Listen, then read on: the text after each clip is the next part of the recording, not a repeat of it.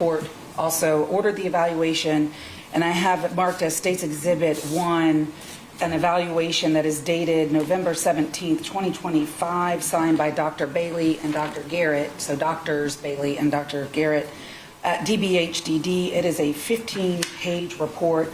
I know Your Honor has seen it because it is addressed to you, and it finds no issues to proceed on competency. I'm going to seal it and ask that it be admitted as State's Exhibit 1 and just preserved for posterity at this point.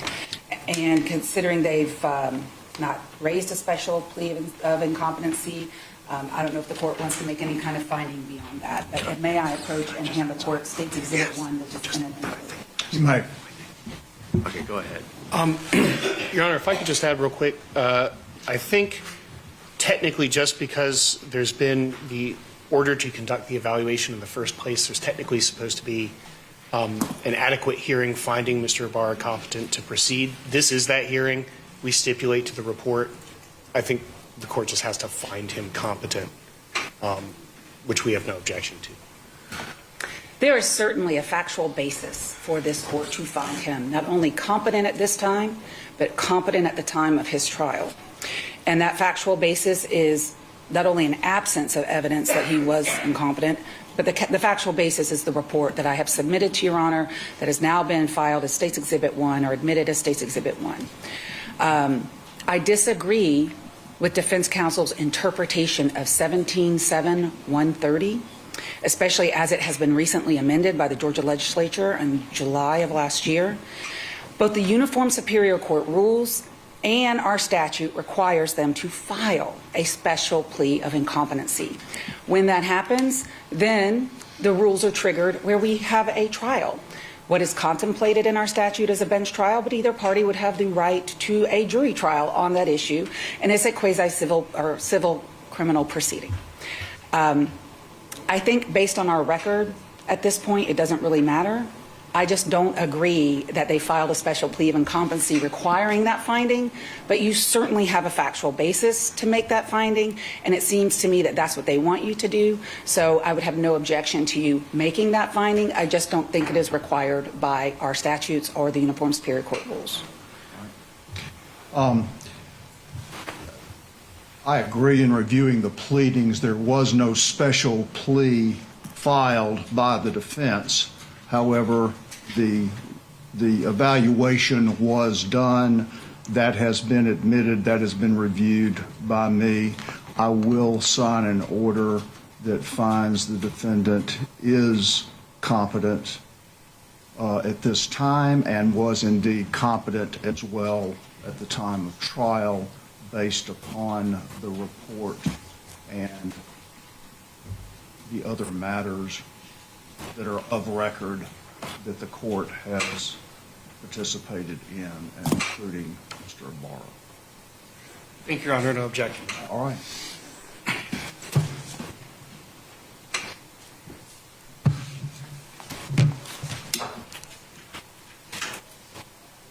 Does either side want to be heard about whether or not this evaluation should be placed under seal? We would request it be placed under seal. State have a position? I won't oppose it, Your Honor, and defer to the court. Okay. I will place that under seal, but it will be part of the record. Thank you, Judge. All right. Does that take us then to the amended motion? To the amended motion for new trial, which you are ready. We do have one witness, Dr. Susan Ballard, who would be testifying via WebEx. Okay. Dr. Ruth Ballard, I apologize. Dr. Ruth Ballard. That's all right. Do you want anything preliminarily before? Just preliminary for the court. We've raised 3 enumeration of errors. The first error was this honorable court's order denying a continuance violated Mr. Ibarra's 6th Amendment rights to counsel and his 14th Amendment right to due process. Enumeration 2 is the court's order denying a continuance constituted an abuse of discretion. And count 3, the court erred when it denied Mr. Ibarra's motion to suppress that was heard prior to trial on the cell phone evidence. Today we are we have Dr. Ballard will be here to testify, and that her testimony goes to the first two enumerations of error. We're ready to proceed with testimony at this time. All right. Anything from the state? I do have some documents that I'd like to use to supplement the record as it pertains to enumeration of errors 1 and 2. I can do that when we're doing argument on the case because they are self-authenticating documents, or I could just do it now and then we'll take the testimony from Dr. Ballard and then we'll have argument. I'm assuming we're arguing after testimony. We would be requesting a briefing schedule. What we would ask for is after the transcript has been filed of Dr. Ballard's testimony to have a briefing schedule so we could submit a written brief. Okay, well, permitting your order on that, Judge, if I could then just go ahead so I don't forget, and it's just part of the record, should we brief it or argue it today, or the documents that I've shown to defense counsel, which states Exhibit 2 and 3. One's already been admitted. No objection. And for the record, State's Exhibit 2 is just a GBI record certification that shows how and when the raw data in this case was distributed to trial counsel and when they accessed said data. And then State's Exhibit 3 is just my letter dated September 17, 2024 to the GBI requesting the raw data on behalf of the defense. And I should note for the record that State's Exhibit 2 is a composite exhibit. It has 3 documents. May I hand it to the court? That's fine. Put it in the court reporter. Thank you. Claims 2 and 3 are admitted.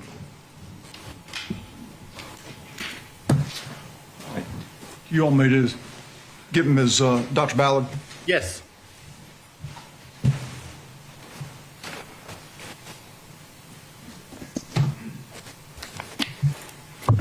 Your Honor, would it be better for us to question her at table or use the podium? That is good if you can do that because there's a microphone there. I understand you might be using the podium for a display. Yes. I can just go up there when I need to use it. That sounds It's only fine. one part That of sounds it, and it's fine. kind of, that would be fine. Let's see. Dr. Ballard, can you hear? I can. Okay. All right. And you see Mr. Luttrell here? Do you see Mr. Luttrell? Counsel? I believe so. Can you raise your hand? Yeah, okay. Yes, I do. All right. Dr. Ballard, can you hear me? Yes, I can. Okay. You may proceed. All right, Dr. Ballard, if you could please raise your right hand.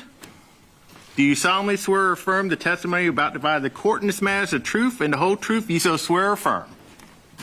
I do. All right. Dr.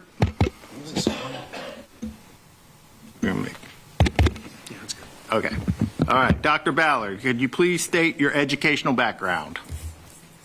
Yes, I have a bachelor's of science in biological sciences from Sacramento State, and then I have a master's degree in genetics with an emphasis in human genetics from UC Davis, and also a PhD in genetics with an emphasis in human genetics from UC Davis.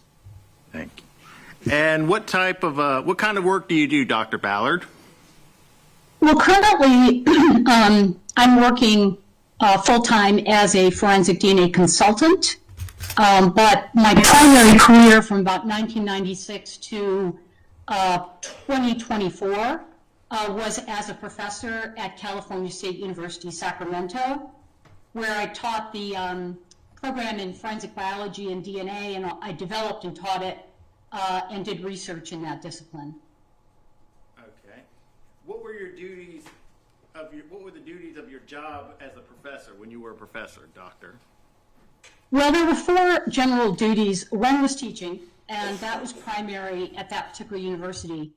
So I did a lot of curriculum development and working with students in the classroom. And the primary thrust of what I was doing was to train students that wanted to become crime lab workers when they graduated from college. So the second part of that, an important part was research. So I ran a research lab both there, and actually I ran one for 5 years at UC Davis as well in their forensic biology or forensic science graduate program. And we studied various questions in forensic serology and DNA in the laboratory using the same technologies and approaches that are used at modern crime labs. We also got, professors are required to be involved in committees and university governance, and then I also did community service as well as part of my job. What are your duties in your role as a forensic serology and DNA consultant? So primarily what I do is that I do case reviews. And what those consist of is I get contacted by an attorney, usually a defense attorney. Those are the ones that contact me. And they say, you know, I've just been given some legal discovery around DNA evidence in my case, and I don't have a background in that, and I need an expert to look at it and tell me what the strengths and weaknesses of the prosecution's case are in terms of the DNA. Make sure the work was done correctly, that you don't have any issues with that, and then help me understand and interpret how this plays out, you know, in the particular, given the particular context of the case. So that's essentially what I do. That usually includes a review of any crime lab reports, the analyst bench notes associated with those reports, electronic DNA data files associated with those reports, and then these days especially I look closely at probabilistic genotyping. Statistics is usually what people are using, so I'm looking at those reports and so forth.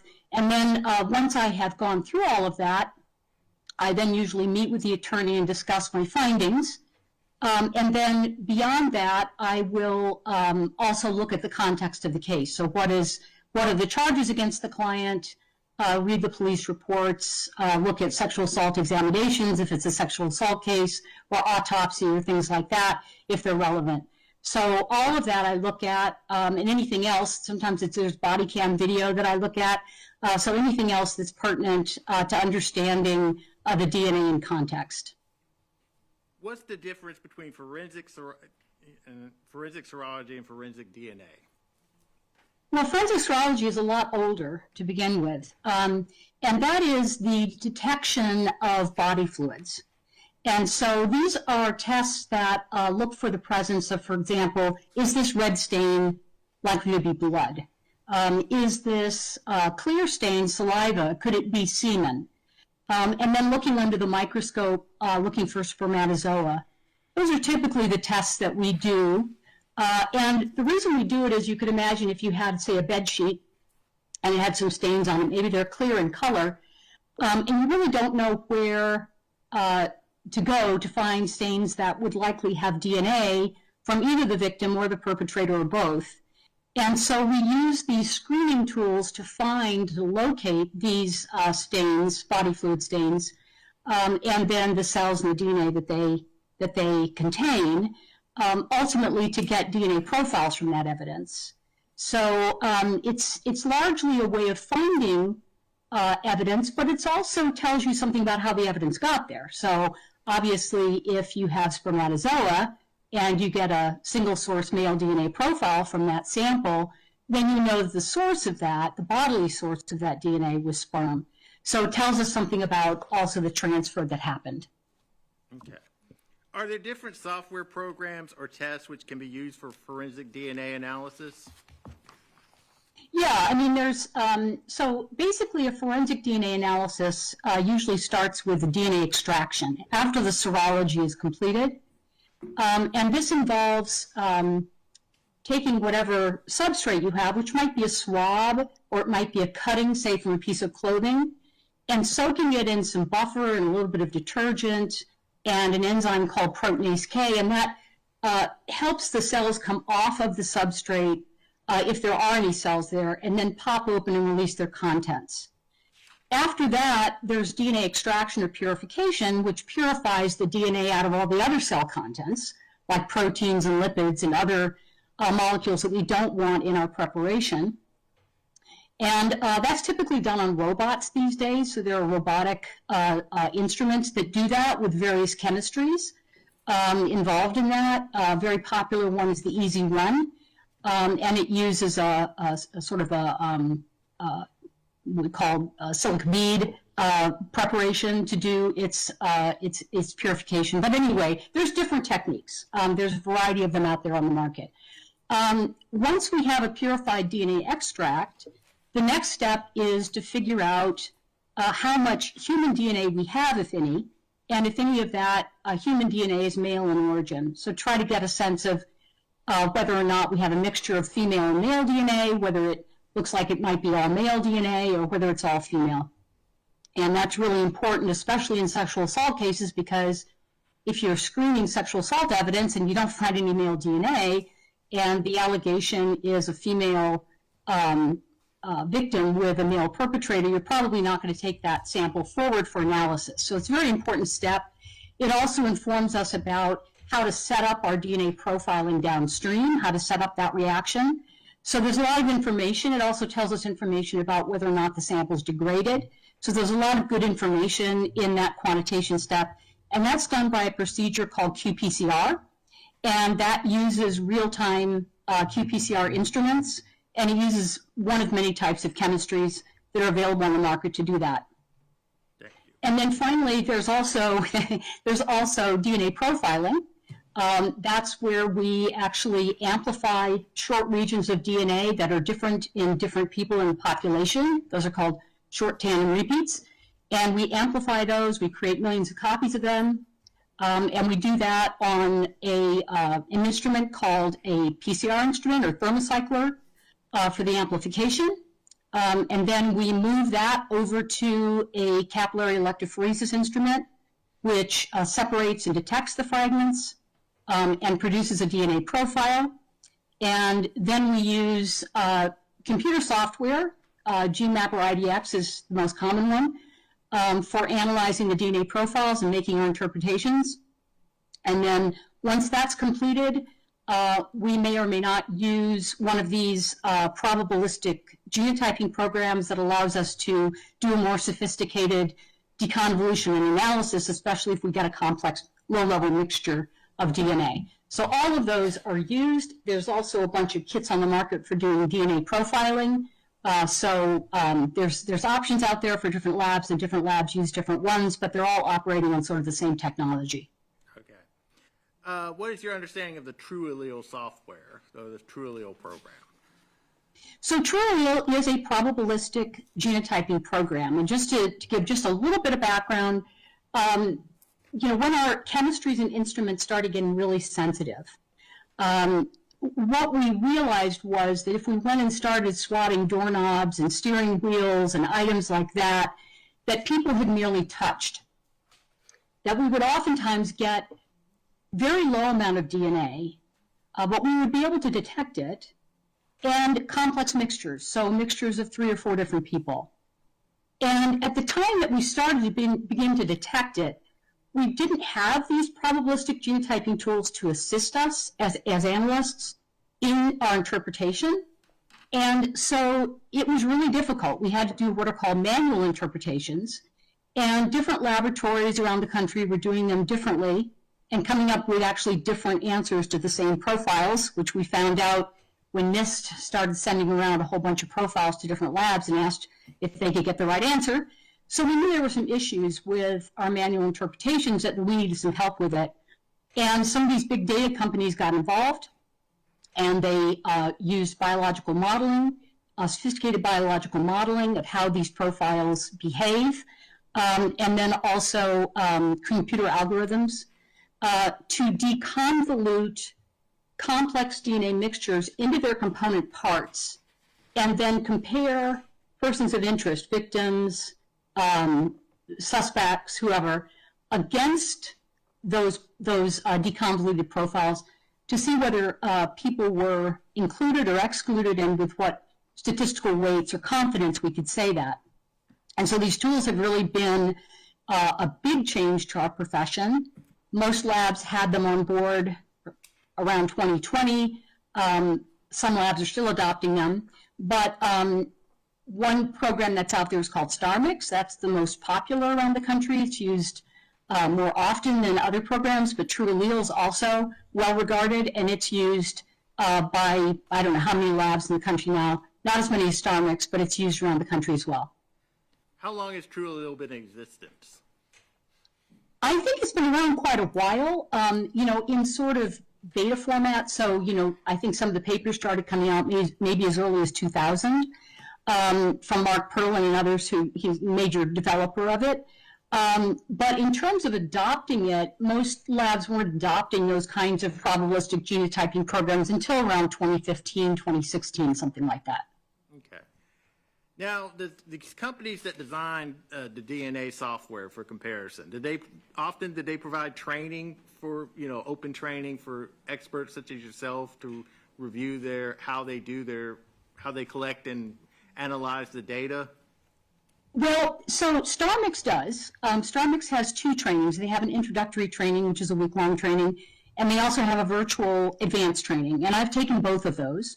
And as an independent DNA expert, I was permitted to sit in on those and participate as a full participant. And I was able to purchase the software, and I was able to use it in my own laboratory at Sacramento State, and then I also use it in my work as an expert. TrueAllele is a little bit different. Cybergenetics, and I'm not saying there's anything wrong with the company. I'm not saying anything bad about them, but they don't have an open training for analysts like myself. Now, that being said, they've been helpful to me when I've had questions. It's just that when I asked if I could purchase the software and if I could become fully trained, they're not doing that yet for independent experts, at least at the time that I inquired about it, which was fairly recently, within the last year. So, so I'm not, I admit today, I do not consider myself to be a top expert on TrueAllele. I have done a research study with a student at UC Davis and a colleague named Dr. Ruth Dickover, who used to run the Kern County Crime Lab. She was the DNA technical lead there, and they use TrueAllele. So I learned a lot about TrueAllele from her, and during the course of that project where we compared the performance of TrueAllele and StarMix, but I have not taken any formal training from cybergenetics for TrueAllele. And when I have a case that involves TrueAllele, I usually contact them and get advice on reading the reports and things like that, just to make sure I'm getting it right.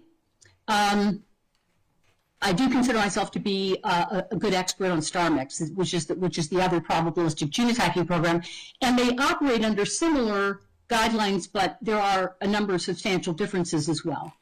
All right. And have you testified as an expert in forensic serology and DNA? Yes. Okay. And how many times have you testified as an expert? I think as of today, about 53 or 54. Okay. And in those cases, and have some of those cases involved TrueAllele? Yes, they have. Okay. And let me ask you, do you only testify for the defense? Do you ever testify for the state? Rarely. I have testified for the state, but and I'll say also, when we're talking about criminal matters for the state versus the defense, it's the defense attorneys that contact me because the prosecutors use the criminals at the crime labs as their experts. So that's the reason. It's just sort of the way it's set up, the system's set up. When I'm doing civil litigation, I'm about equally between plaintiff and defendant in terms of who contacts me. But in criminal cases, it's almost always the defense. Okay. And what jurisdictions have you testified in? Oh, my goodness. Well, I've testified in, I think, 25 counties in California. I've testified in Arizona. I've testified in Nevada, Washington State several times. I've been to Illinois, Wisconsin, Georgia. That's something I'm thinking about. But yeah, Idaho. The recent was in Idaho. So, yeah, all over the place. All right. Your Honor, at this time, we would move to admit Dr. Ballard as an expert in forensic serology and forensic DNA. Any objection, Ms. Ross? I guess, Your Honor, at this time, I need to, I guess, ask defense counsel, is she going to be offering any opinions on TrueAllele or just forensic DNA in general? Her primarily is going to be testifying as to forensic DNA in general, but she may have some comments about the true allele. Okay, if I may just voir dire a little bit, then, Your Honor, and then the best way to do this probably is for me to make a contemporaneous objection if I believe she has strayed outside of her expertise, which I will do. Just for background for the record, because none of this is on the record, at 4:15 p.m. last night, I got her expert report, which is 6 pages long. Had we not been in this posture, I would have, one, reached out to the doctor and, hello, Dr. Ballard, we've never met. Hope you're feeling better, which was not able to happen under the circumstances that I was put in. And also, I may have, after speaking with her, potentially filed a Daubert on this issue. Because we are not before a jury, and Your Honor would be hearing the Daubert anyway, and Your Honor will be the fact finder, I'm putting this on the record to let you know I'm not waiving any Daubert issues. I may actually supplement the record after this testimony in regards to the reliability, repeatability, Daubert factors. But I need to explore some things that I normally would have done in a Daubert hearing that we were just unable to do so because of the timing. So with that, if I may just voir dire a little bit, and then I'll probably just make an extemporaneous objection if I believe she's strayed outside the expertise. Thank you. Do I need to stand or sit? What's the best way to do this? It's kind of hard to stand and talk to the microphone. May I be seated? I may be seated? May. Thank you. Good afternoon, Dr. Ballard. Hello. I just have a few quick questions for you about your training and experience. It seems to me, based on your CV, your predominant career has been in academia. Is that correct? That's correct. Okay. And from about 1996, I didn't really memorize it, but like 24, you worked for basically the University of California system. Is that right?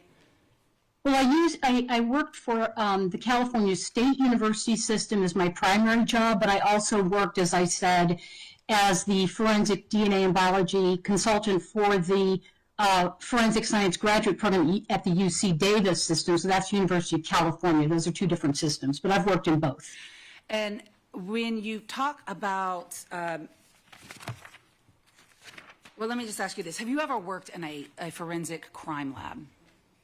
Not as an employee. I did in a sabbatical there, and I visit crime labs frequently, but I've never been employed by a crime lab. That hasn't been my career. Have you been a forensic serologist where it is your job to process items of evidence for biological materials? Well, what I do is I do all of those things within the context of research. So we would collect and we would process in the same way, screen, do all the DNA typing and all of that using the same approaches and tools and chemistries and technologies that are used in modern crime labs. We're just using it for a different purpose. Okay. Do you testify to those results in a court of law, the things that you do for research? Sometimes, yes. And when you're doing your things for research, the place that you're doing it, are they QAS or ASCLD accredited laboratories? Well, that's not an appropriate thing for a research laboratory. So we're not issuing reports on crime scene evidence and things like that. So we're accredited through the university's accreditation process. And could you explain for me then a little more why that wouldn't, well, first of all, what is QAS for the record? Well, it's quality assurance, and the idea is that anytime you have a product going out the door, like a report, for example, or a product that you make in a company, it goes through some type of a QC process as it goes out the door, and you establish various techniques and protocols within the laboratory to assure that most of those, hopefully, are going to pass muster as they go out the door. In other words, you have training in place for your employees and all these kinds of things to assure that, that everything that you produce and that's being purchased, et cetera, or in this case, in the case of a crime lab, a report that goes out is accurate. We don't do that in academics. It's just not how we do things. We don't do ASCLD accreditation. There's no requirement for it, and there's no, people just don't do that in research. That's not the way we do things. Okay. You would agree with me. Are you familiar with the Georgia Bureau of Investigation? Well, I reviewed things a couple of times for them, yes. Okay. And they are a QAS accredited laboratory by the FBI? They comply with QAS? I believe so. I don't remember looking at their accreditation certificate when I looked through here, so I'm guessing that that's probably true.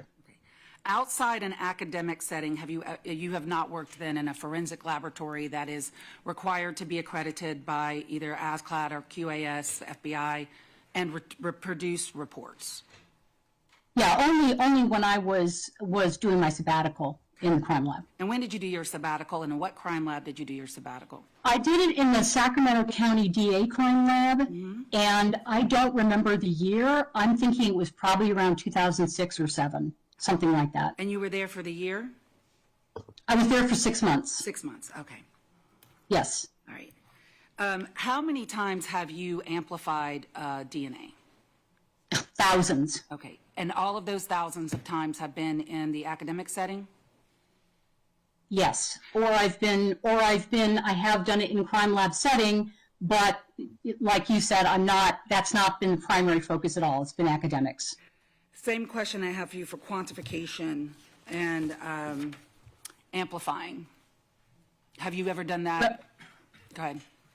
Yeah, so DNA quantification is qPCR, and I've done that thousands of times also. In an academic setting or in a forensic lab? Both, but primarily academic. Okay. Have you ever testified in a court of law to DNA results that you obtained yourself? Meaning you did the extraction? Yes, I have. Yes, okay. yes, I have. And approximately yes. how many times? I don't know. I would have to look back at my CV and my cases. It's unusual. I mean, it's not the normal thing. Usually I'm doing a case review that's work done by another laboratory. I mean, by a laboratory, a crime lab, like I did in this case. But there are times when I will do an experiment in my laboratory that is pertaining to a particular case that there isn't a good body of research literature about that topic. And so in order to investigate it, I'll do the work in my lab and then I testify to that in court. You testify to your experiment? Yes. Okay. And you don't know, sitting here today, how many times you've done that? No. All right. Have you ever I think I know the answer to this when you start talking about true allele. Have you ever operated the true allele probabilistic genotyping software? I have been involved in it because like I said, I did a research project where we compared star mix and true allele. So I've been involved in that. Like I said, I do not consider myself to be an expert in true allele in the same way that I am with star mix. And I usually get some outside assistance when I have a true allele case for that reason. Okay. So you would not consider yourself an expert in true allele? I'm an expert, I would say I'm an expert in how probabilistic genotyping works, what it is, and I understand the differences between true allele and star mix. I'm not completely ignorant. But because I haven't run thousands of samples through true allele the way I have star mix, I don't feel as confident on it. And so, yes, I would say that I don't consider myself to be an expert in that particular probabilistic genotyping software. Well, that's what I'm trying to get to the bottom of. How many times have you ran true allele? Well, in our research project, we ran it hundreds of times. I think I can't remember the sample size. There's probably 300 samples, something like that, where we ran star mix and we ran true allele. So it's not that I haven't seen it and done it, and it's not that I haven't read about it, and it's not that I don't understand how it works. I think I have actually a better understanding of true allele than most experts in the country that are coming to court, because most of us are experts in star mix. True allele is not used by very many laboratories, and so to be experts in both would be a very unusual thing. Okay. So 300 times, were you running the program or your graduate students? I was running it with them. Okay. So together? Yeah. Right. And you know Jennifer Bracamontes from Cybergenetics? Sounds familiar, yes. Okay. Is she possibly one of the persons that you might talk to at Cybergenetics if you have a question about true allele? Usually I talk to Bill Allen. Okay. And you know Dr. Perlin as well? Mark Perlin? I don't know Mark personally, no. All right. Your Honor, that'll complete my voir dire as for her expertise. I'm not going to object to just serology and DNA, and if she strays outside of that in a manner that I find problematic, I'll lodge a contemporaneous objection.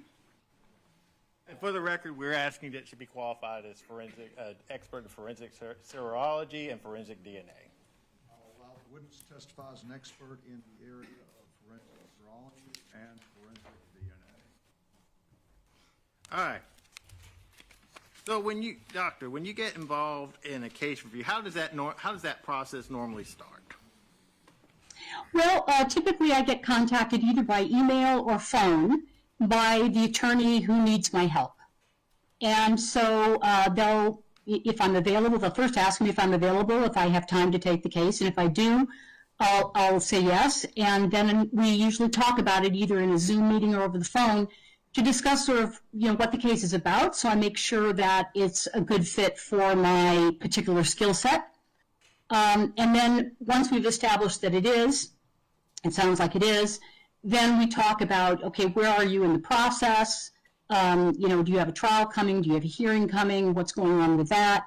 Then we begin the conversation about retaining me and how we're going to share the discovery and things like that. Okay. And so where do you get the materials for case review? I typically get them from the defense attorney that I'm consulting with, who gets them from the DA, who gets them from the crime lab. So in terms of the DNA discovery, that's usually how it comes to me. Okay. And you're not collecting the samples yourself when you're doing these case reviews. You're getting the material from the defense attorney. Do you ever get them directly from the state? Not usually. I have sometimes gotten them directly from the crime lab, but it's always with the permission of the DA to release them to me. Sometimes when the files copy over, they don't copy over right, and so it's just more expedient to have the crime lab actually send them directly to me. All right. And generally, you're involved post-arrest. Is that correct? That is correct. All right. And are you compensated for your time? Yes, I am. All right. And how are you compensated? Well, I charge $300 an hour for a case review, and typically I can finish a review in about 15 hours. So that's about $4,500 for the pretrial work. If I end up traveling for testimony, I require a $1,200 flat fee for court testimony, but when I come on Zoom, I just charge by the hour at that same rate. All right. And is this standard in the community of expert witnesses who testify in this area of forensic DNA? Is this a standard practice? To charge? Yes. Charge fees. Yes. Yes. And I also work a lot for public defenders' offices who have tight budgets. So I'm within their budget for experts in terms of my $300 an hour. Okay. Do you always testify in cases? No, I don't. So if you look at my CV, I think I've done about 350-something case reviews at this point, and I've testified in a little over 50. That's about, 1 in 6 or so. So it's, it's less than 20%, I would say, at this point, that I testify in. Okay. And you charge for your time, not for specifics of your testimony. Would that be fair to say? Or correct? Yes. So yes, so my job is to look at the crime lab work with an independent set of eyes and to give an honest opinion to the attorney. The attorney then makes a decision, a legal decision, whether to bring me in or not as an expert and to testify. So that's out of my hands. I'm just there to give an independent, honest opinion.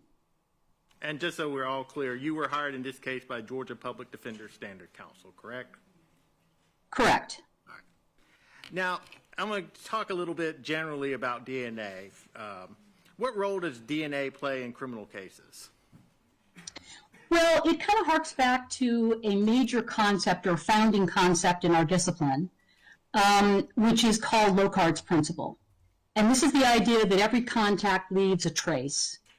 So if you think about a hit and run accident, somebody gets hit by a car on the road and the car speeds off, you might find, windshield glass embedded in the T-shirt of the victim that's lying on the road. That's a transfer from the car to the victim. And if you were able to find the car later, you might find blood from the victim on the windshield of that car. Okay, so that is the idea that when two things come into contact, there'll be some type of exchange. And the idea behind Lockhart is that holds out in forensic investigations. And so it's a very old concept. It's been around a long time. In terms of DNA, it's just extending that concept to understand that DNA can also be transferred. It can be transferred in a crime or even innocuous situations like a household or whatever, but it can be transferred between people. It can be cells in their DNA can be transferred between people. It can be transferred from, say, a victim to a crime scene. Maybe they bleed on the carpet. It can be transferred from a perpetrator to a crime scene. Maybe they get cut as they're knifing a victim, and when they leave, they're dripping off blood, a blood trail away from the scene. It can be left on a weapon, the victim's blood on a weapon, or say touch DNA from the perpetrator on the handle of that weapon, and so forth. So it can be transferred in ways that can help us, assist us in understanding what might have happened and who might have been involved. Can I stop you for a moment, please, Dr. Ballard? Keeping in mind that this is not a jury, and that while I'm certainly not an expert, I've heard of this many times. Perhaps we could narrow this, not only the questions, but also the responses. If you would just be responsive to the question, and if he needs to follow up, Dr. Ballard, he will, because of the purpose of this particular hearing. We're not in a trial.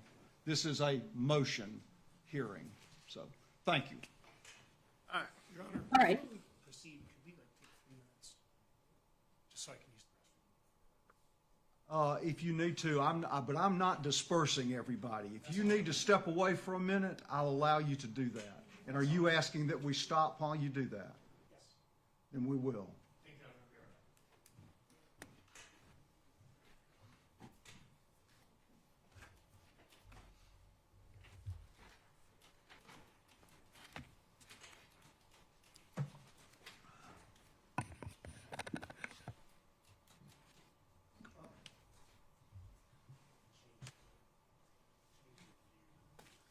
Yeah, that would be, come on around, let's do that.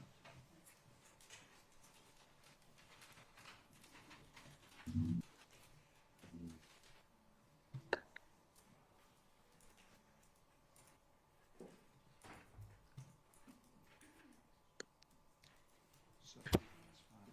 So, and I don't know that one.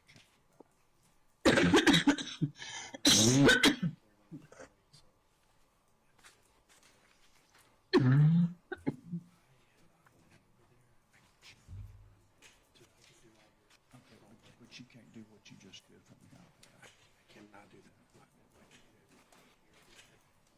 Okay.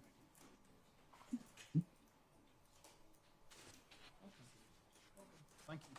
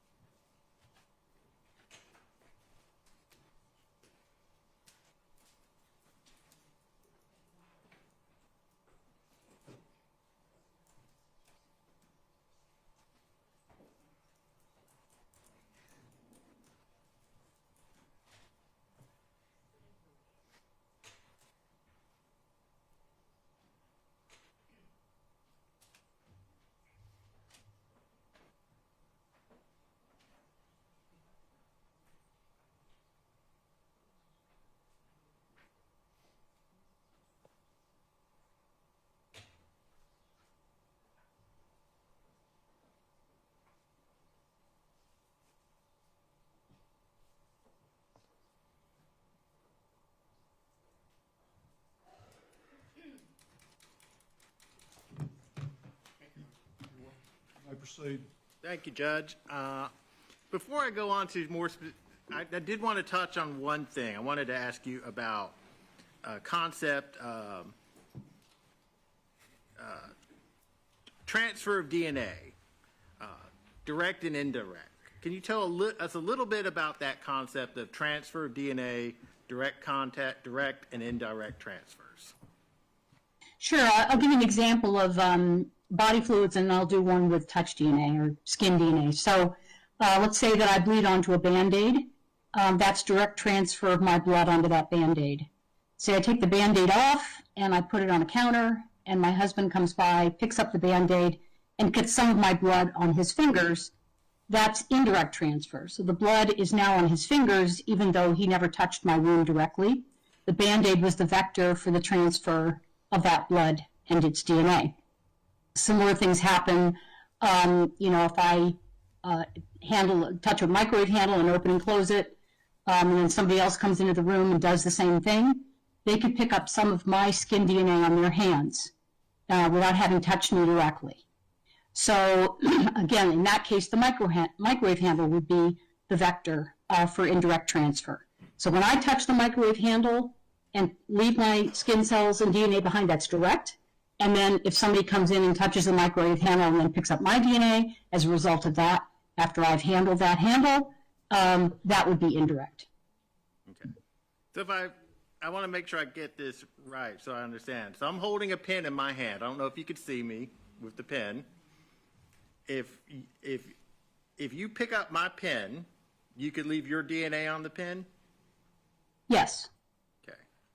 And so, and if I touch the same item, then my DNA would be on there as well, correct? Correct. It could be. And then if I've been handling this pen all day and I went home and I opened the door to my house, could your DNA be on the doorknob as I opened the door? It could be. Even if you've not been to my house, you've never been there, your DNA could still be on that doorknob. That's correct. All right. And have you done research in this area, the transfer? Yeah, about the last, I would say, 10 years at Sacramento State, most of my research was focused on DNA transfer, particularly of skin DNA. So two recent studies, if you want an example of studies, I can give you a couple of recent studies that I've done. I want to be responsive to your question. Okay, so. yes. What recent studies have you done, just so we're briefly? Okay, well, one study we did was of cell phones. So we collected 55 cell phones from volunteers. They had to fill out a questionnaire specifying that they don't share their cell phone with other people. So they're the primary user, only user of the phone. And that they don't wash their phone. That was the things we had to screen them for.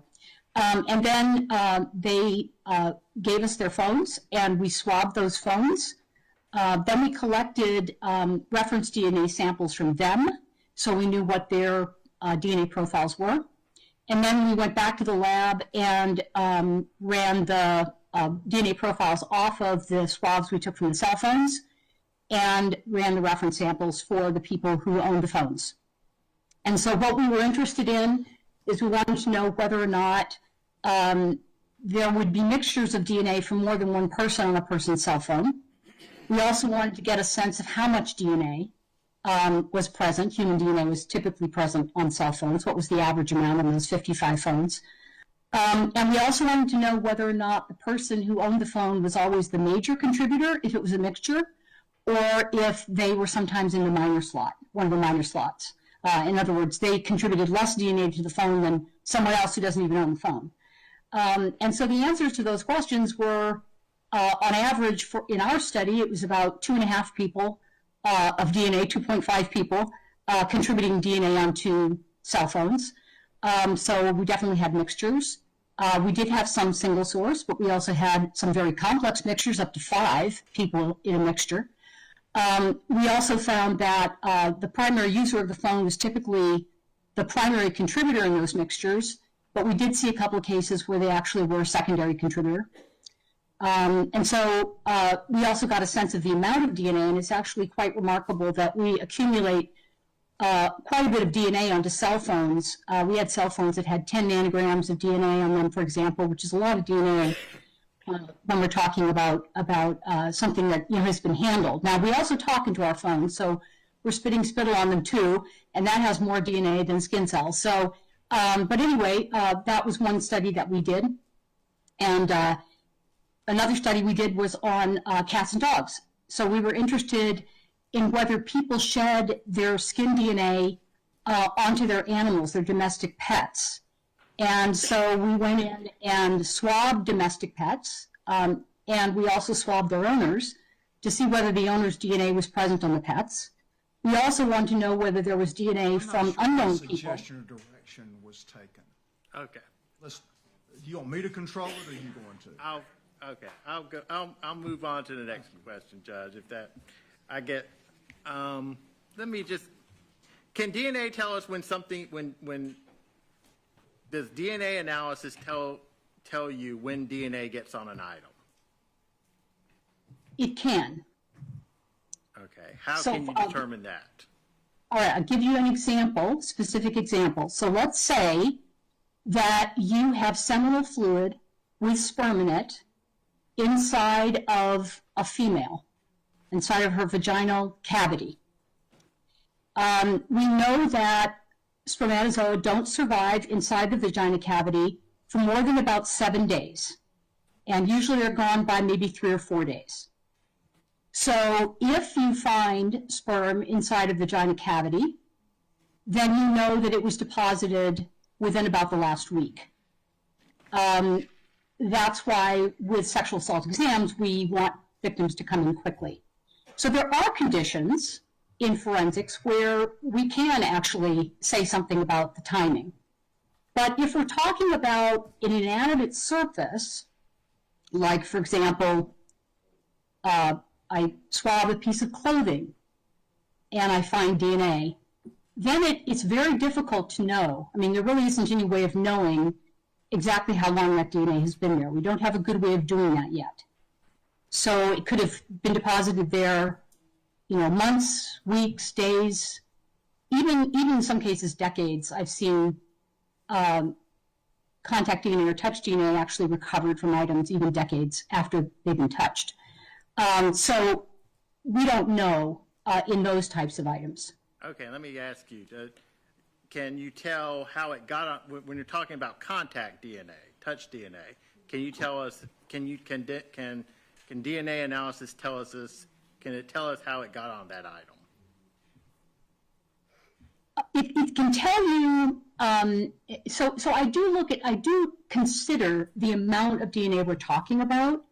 I like to do DNA yield calculations in all of my case reviews because I want to see whether we're talking about a few cells worth of DNA, which, could get there almost in so many different pathways, both indirect and direct, or whether we're talking about hundreds or thousands of cells worth of DNA, in which case, if I got that, say, from the collar of a shirt, I would be very unlikely, I would think it very unlikely to be indirect transfer of that DNA.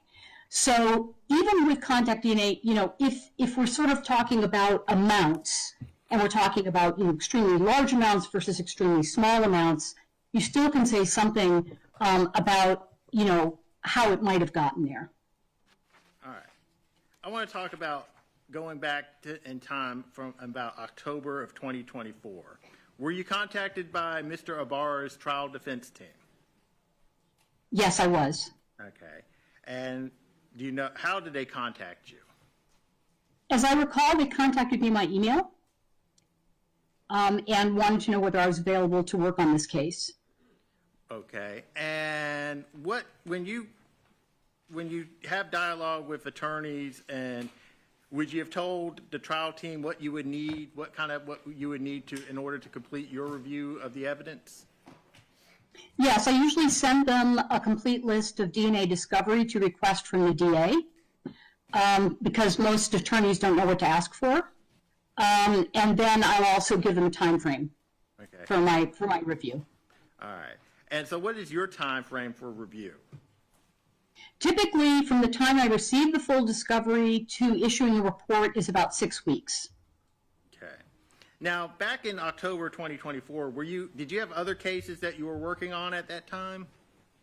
Yes, many. Okay, can you give us a couple, a couple of cases that we might have heard of? Well, I was working on the University of Idaho student murder case at that time. I can tell you that. That was taking up quite a bit of my time. But there were numerous other cases that I was working on that very week when Mr. Donnelly contacted me. Okay. At that time, did Mr. Donnelly talk to you about specifics about what scheduling order for the trial and motions? Did he talk to you about that? I don't remember specifically. I know that he asked me about my time frame, and I explained that to him. I have email correspondence on that. I don't recall if he actually said, any particular dates to me and asked me if I could be ready by that date. I don't remember that. Okay. So you weren't aware that there was a motions hearing held on November 1st, 2024 on the issue of, the challenging the true allele and on the DNA? No, if I had known that, I would have told him there's no way that I can, I don't even have the discovery yet, much less have time to do a review in that period of time. Yeah. And given that you wouldn't been, so you would not have been ready for the November 1st motions hearing. If you were even if retained, you had not been able to complete your review within a week. Fair to say? No, that is fair to say. And I believe this trial started November 15th, about 2 weeks later. Time period of November 15th through 18th. Would you have been able and ready to, with that, given the cases that you had at that time, would you have been able to do a full review?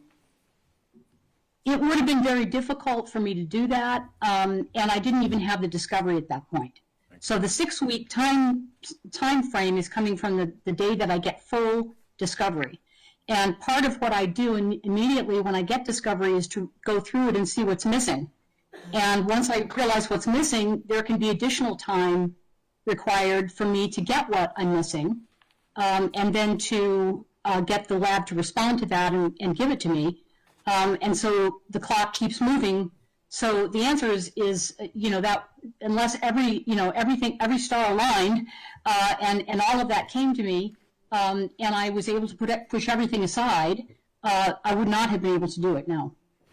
And you were like the Idaho student killing, you were already retained on that case. So you already had deadlines and work that you were having to do on that case.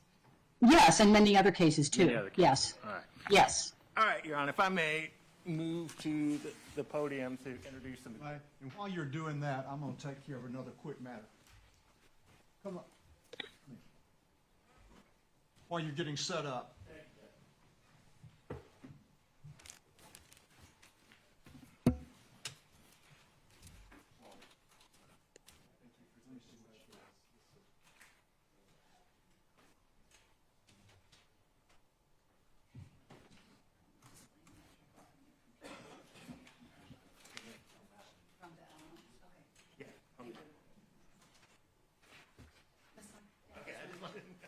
I just didn't know how you would explain it.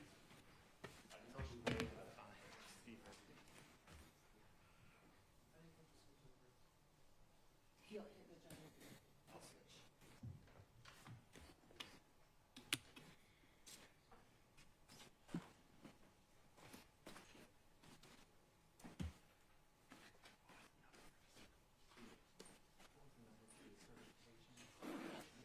I was 2 and 3. But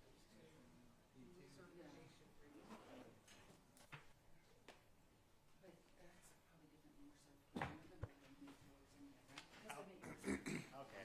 Yeah, do yours too. All right, hold on. No, because mine might. Okay, that's fine. We'll do that. Because mine also is really defense questions. That's it.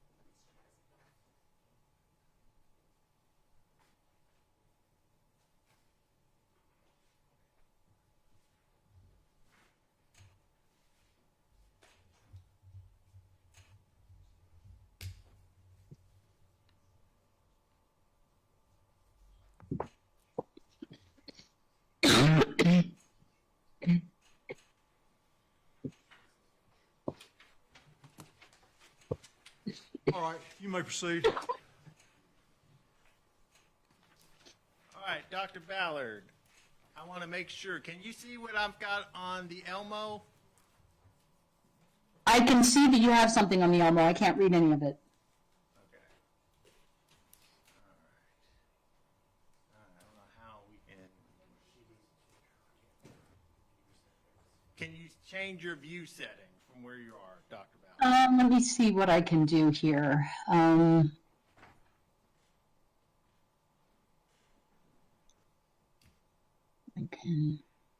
can get the layout,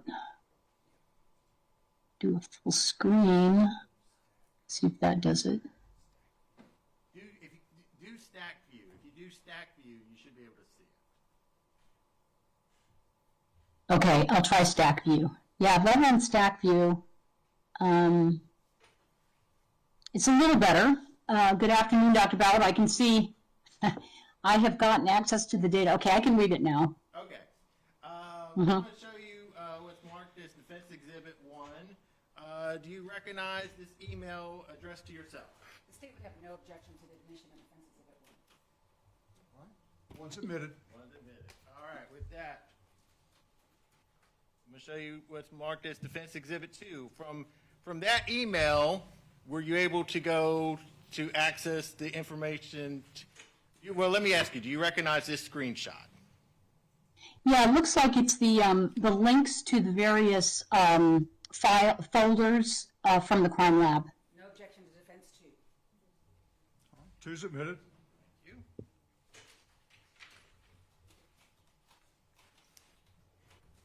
I'm going to show you D3, the record certification. Did you pull this? Yes, that was part of that. No objection to D3. Three's admitted. All right. Now, I'm holding, there's a USB that can, and did you download, there was 3 zip drives. Did you download those drives? Yes. Okay. Your Honor, at this time, I've had some discussions with the state as far as D4, 5, and 6. These are the zip drives which we have downloaded that was accessed from the State Defense Exhibit 2, downloaded. We've given it to the state for them to review. We'd ask that that be admitted at this time. Just D4? D4, 5, and 6. What's 5 and 6? Each one, D4 is zip file 1, 5 is zip file 2. Oh, are they all on the same thumb drive? They're all on the same thumb drive. Can we just have D4 for the... We can do that. It's one thumb drive, so it'd be very confusing if it has 3 different numbers. We can, D4, we would ask that you do D4, Judge. And Judge, I have no objection to the admission of D4 with this caveat. So this is the conundrum we find ourselves in with virtual witnesses, which is why I rarely waive my right to cross them in person, but I'm doing it in this case, and I did willingly once I got the report. Usually you would have the witness authenticate it, and we can go through it that way, but she can't do it where she's at. So I've made an agreement with the defense attorneys that I will agree that D4 is what they gave their witness from the GBI. I can't verify whether it's exactly what I have, and we don't have time for that, but I am happy to stipulate that D4, based on defense attorney's recommendation, or not recommendation, but their assertion, that D4 is the data that this witness was able to access from the GBI server, and it was downloaded onto a thumb drive, which is D4. And I'll state in my place that's what happened. And I can't tell if she downloaded it all. I don't know. I wasn't there. She can't see it, but I'm okay with that stipulation. I will admit D4 with the reservation stated by the state. Thank you. And based on the review, did you review those files? Yes, I did. All right. Just a couple of other things. Did you prepare a report in this case? Yes. I'm going to show you, and this is now marked D5. No objection to the report, D5. Five's admitted. And this will be, actually, this will now be Exhibit D6. Did you create a spreadsheet? Yes, I did. Okay. No objection to D6. 6 is admitted. Thank you, Judge. With that, if I may, you want me to present this to your court reporter? That'd be fine. Thank you, Judge. Let me just do that, and I can go back to the table. That completes our portion of evidence that we are admitting.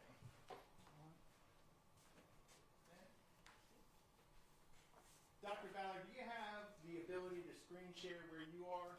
Can you screen share? Because I think you have the spreadsheet with you. I don't think she can hear you from where you're located.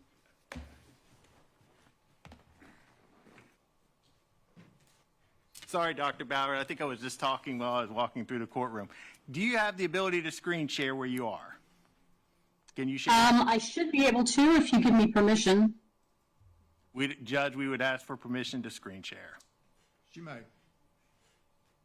Okay, let me see if I can pull up the spreadsheet here. I want to make sure I get the right one.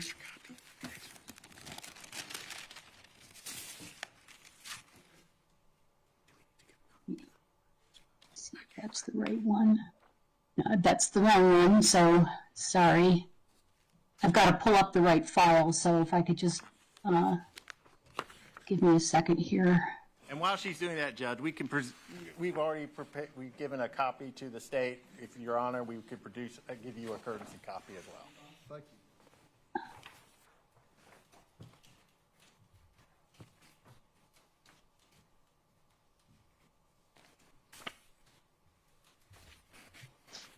With that in mind, if I've got this, you've got yours, she's got hers in front of her. I don't know that we need to. Do we need to screen share? Well, Your Honor, I think I can read mine on mine. The problem is that I can't figure out how to get out of the screen to open up what I need on my desktop to make sure I can access it. This is a program I'm not used to using, so layout. It doesn't help any. Dr. Ballard, when you're testifying about the spreadsheet, could you just note for us, for the record, which row and column you're referencing, and then we can follow? Sure, I can do that, yeah. All right. And if they're doing that, Judge, I would just like to make sure that the record is clear, number one, that Mr. Ibarra can see and hear the witness based on where he's seated in the courtroom, and that he is able to follow along with defense counsel with that exhibit.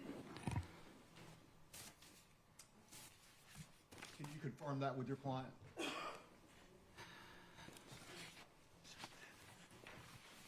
Ms. Smith will come over.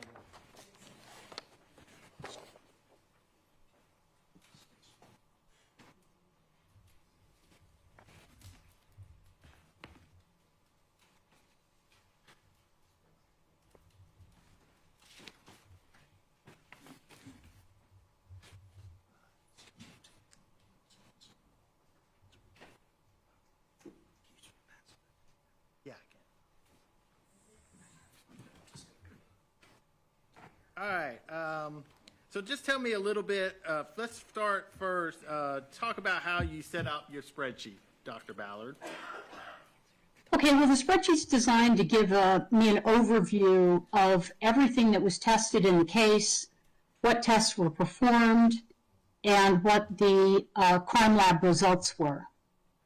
So it starts on the left-hand side with the first column, which is the lab item number that was assigned to the evidence when it arrived at the crime lab.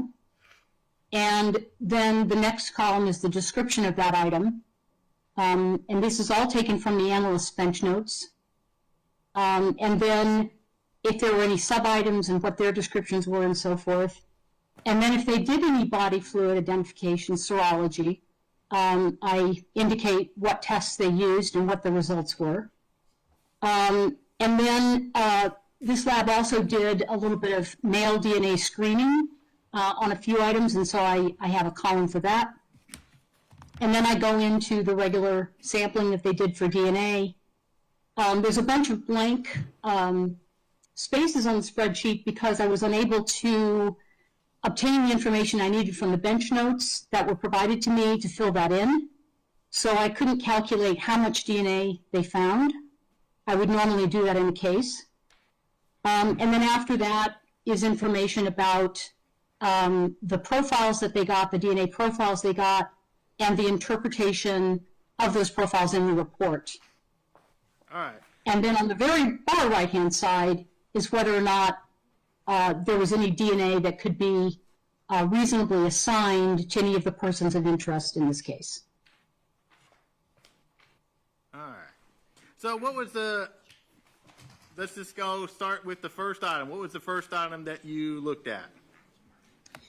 So it was lab item 2, and it was a sealed package that contained disposable black gloves that was submitted to the lab for trace evidence, forensic biology, and latent prints.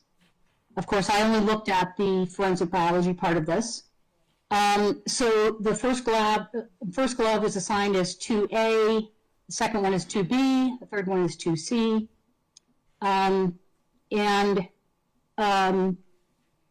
Then they went into serology. So they actually did test these gloves for the presence of blood. And this laboratory uses 2 different tests for doing that as sort of backup, I guess, to make sure that the results they're getting are correct.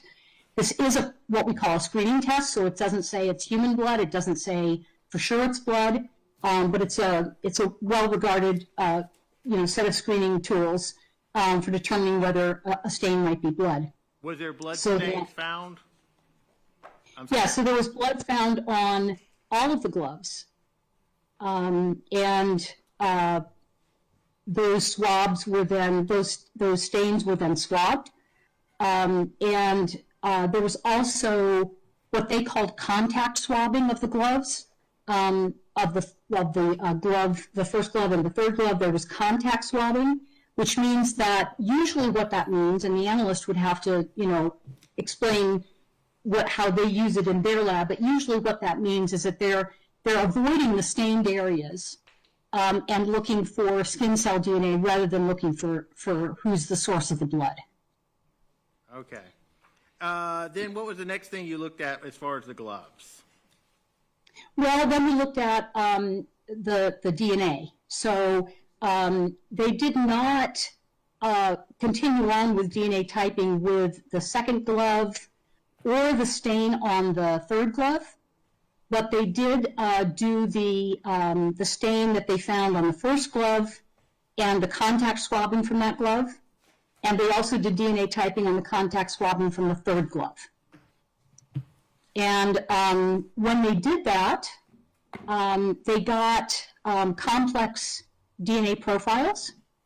That means that there was a mixture of DNA, and they felt that the profiles were going to be better analyzed if they went into their True Allele software, and so that's what they did. And when they did that with the first stain, the stain on the first glove, that was a stain, remember, that tested positive for blood, they got a mixture of at least 2 contributors with a major and minor component, and they had a DNA match to the victim on the major component, and then the minor component was too limited in genetic information for them to do anything with True Allele. The contact swabbing was also 2 contributors with a major and minor component, and again came back to a match to the victim, and the minor component was too limited for comparisons. And then the contact swabbing on the third glove gave the same exact result. So all of the DNA that they obtained on the gloves came back to coming from almost with a very high degree of scientific certainty, coming back to the victim with a contribution, a very low contribution from at least one other person. Was Mr. Ibarra's DNA found on the gloves? No, like I said, the major component came back to the victim, and the minor component was so limited that comparisons couldn't be made. So we have no idea who contributed that minor portion. So that could be anybody. Correct. All right. What was the next item that you evaluated? Should say it could be anybody but the victim. Because it was somebody foreign to the victim. All right. Correct. Fair enough. Actually, just to be clear, because that wasn't a very clear question I asked, and I'm going to clarify. It could be anybody as far as the minor contributor, the contributor of the minor profile. We can't determine who that person is. Correct. It can't be the victim, though, Okay. because there's two contributors to these profiles. So we know that the victim is the major contributor with a very high degree of scientific certainty. We just don't know who the minor contributor is, but it's not the victim. Okay. What was the next item that you looked at?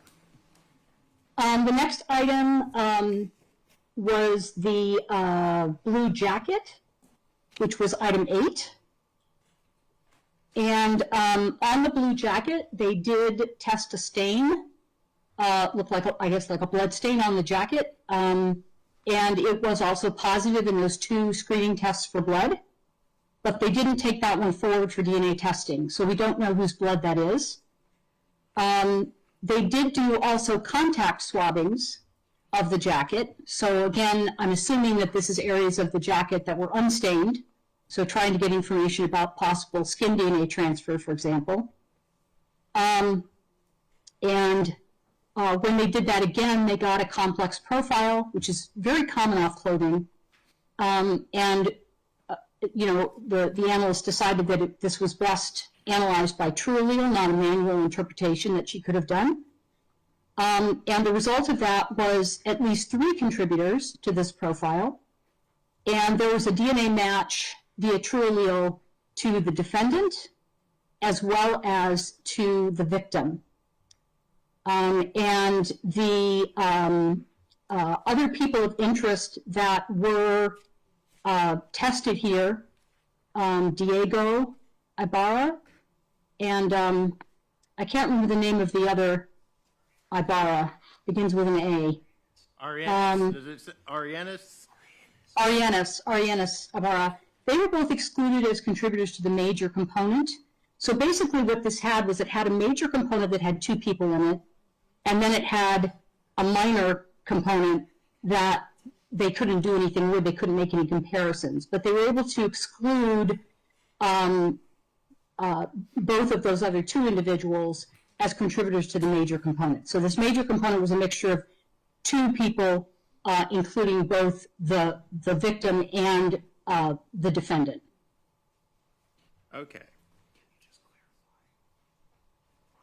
And I also did look at the DNA electrophoregram for this one and determined that the mixture ratio between the 2 of them was approximately equal, with slightly more DNA coming from the victim, and that was also borne out by the true allele analysis too. So I looked at the electrophoregram to make sure that it looked as if it was being interpreted properly by true allele, and it looked like it was.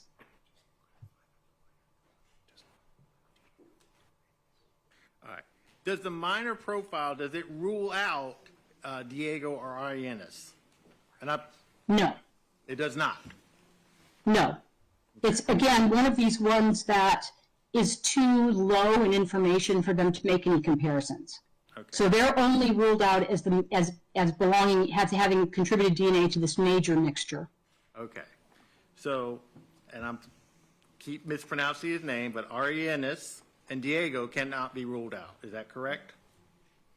That's correct. Nobody can. Okay. And can you tell from, so we know that so from your review, you see that DNA from Mr. Ibarra and Ms. Riley is present on the jacket.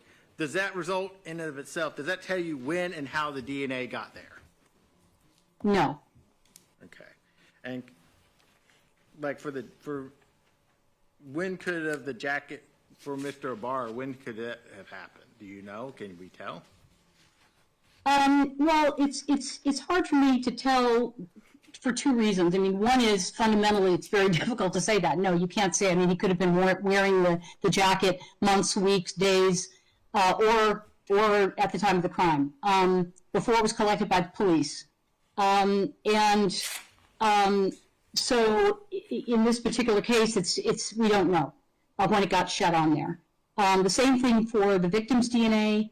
It could be possibly that when the analyst swabbed this, she was actually picking up some of the victim's blood without realizing it, like tiny spatters or something that she didn't see visually. I'm going to So maybe that's the source of the blood. at this point. There's an objection, Dr. Ballard. I need to- Objection speculation. Judge, she's testifying as an expert, giving her opinion based on what she reviewed. Allow it. You may continue. Okay. Or it could be she wore the jacket at some time. It could be that she grabbed the jacket. There's really no way of knowing how her DNA got there. No. I also don't know exactly where the jacket was swabbed. That wasn't clear in the analyst's bench notes. Whether she swabbed the entire jacket with a swab and kind of tried to pick up as much contact DNA as she could, or if she swabbed, say, the inside collar or something like that. Okay. Is there any other findings that you, or opinions you have based on the findings as it pertains to the jacket? No, I don't think so. Okay. Let me ask you, for a hypothetical, does the finding of the DNA, does that exclude the possibility that maybe if, for a hypothetical that Mr. Ibarra may have just simply moved the body and not had anything further to do with it except for moving the body? Does it exclude that? It doesn't exclude that if, I mean, he could have been wearing the jacket when he moved the body and gotten some of the victim's DNA on it during that process, or some blood, whatever. Yeah. I don't see that it excludes it, no. Okay. And it also doesn't exclude that one of the minor profile, one of the persons that contributed to the minor profile was wearing the jacket beforehand. Correct. They were wearing it when the jacket had contact with Miss Riley. Correct. All right. What was the next item that you reviewed? The next item was item 14, which was a sealed sexual assault evidence kit from the victim. It contained some vaginal swabs, anal, perianal swabs, and oral cavity swabs. And what they did was the analyst screened those for male DNA to see if there was any male DNA present, and did not find any. And so there was no further testing of those items. Okay. So no male DNA found, correct? Correct. All right. We'll move on then to the next item. What was the next item that you reviewed? Item 15, which was a sealed package containing a blood stain from the victim, which was taken in order to obtain her reference DNA profile for comparison purposes. Okay. So it's just like a control sample. Would that be fair to say? Well, we wouldn't call it that. We call it a reference sample. But the idea is that, you know, when we're making these comparisons with TrueAllele, we're asking TrueAllele, is this person a potential contributor? Is this person a potential contributor? And to do that, TrueAllele needs to know what the profile of that person is, right? So that's what that was taken for. Okay. So I don't think we need to ask anything further on that. What was the next item that you reviewed? The next item was item 18, which was a sealed package that contained the fingernail clippings, a collection kit taken from the victim. And there were two sub-items there. There was fingernail clippings from the right hand. There, in the bench notes, it appeared that the analyst noted there was some red-brown staining on those. And there were also some fingernail clippings from the left hand, which also appeared to have a little bit of red-brown staining of some kind. And those were assigned as 18A and 18B. 18A, the analyst took a wet and a dry swab, it's called the wet-dry technique or double swab technique. It's very common to collect evidence from the clippings. She assigned that as item 42. And then she also did the same procedure with the left-hand clippings, and she assigned that as item 43. So going forward into DNA, those were items 42 from the right hand and 43 from the left hand. And what were your next? Based on that, what was your review on that? What was the next thing you reviewed? Right. So the laboratory actually did two different types of DNA profiling on the sample. One of them is the normal DNA profiling that we do. This lab uses a kit called GlobalFiler, and it amplifies and types short tandem repeat markers from both males and females. And it's the one that has this very high level of discrimination when you get a good profile. There was also another kit called Y-Filer Plus that was used by the lab that looks at the same types of markers present only on the Y chromosome, which is found only in males. And so there were two different types of profiles to review and that are in my spreadsheet.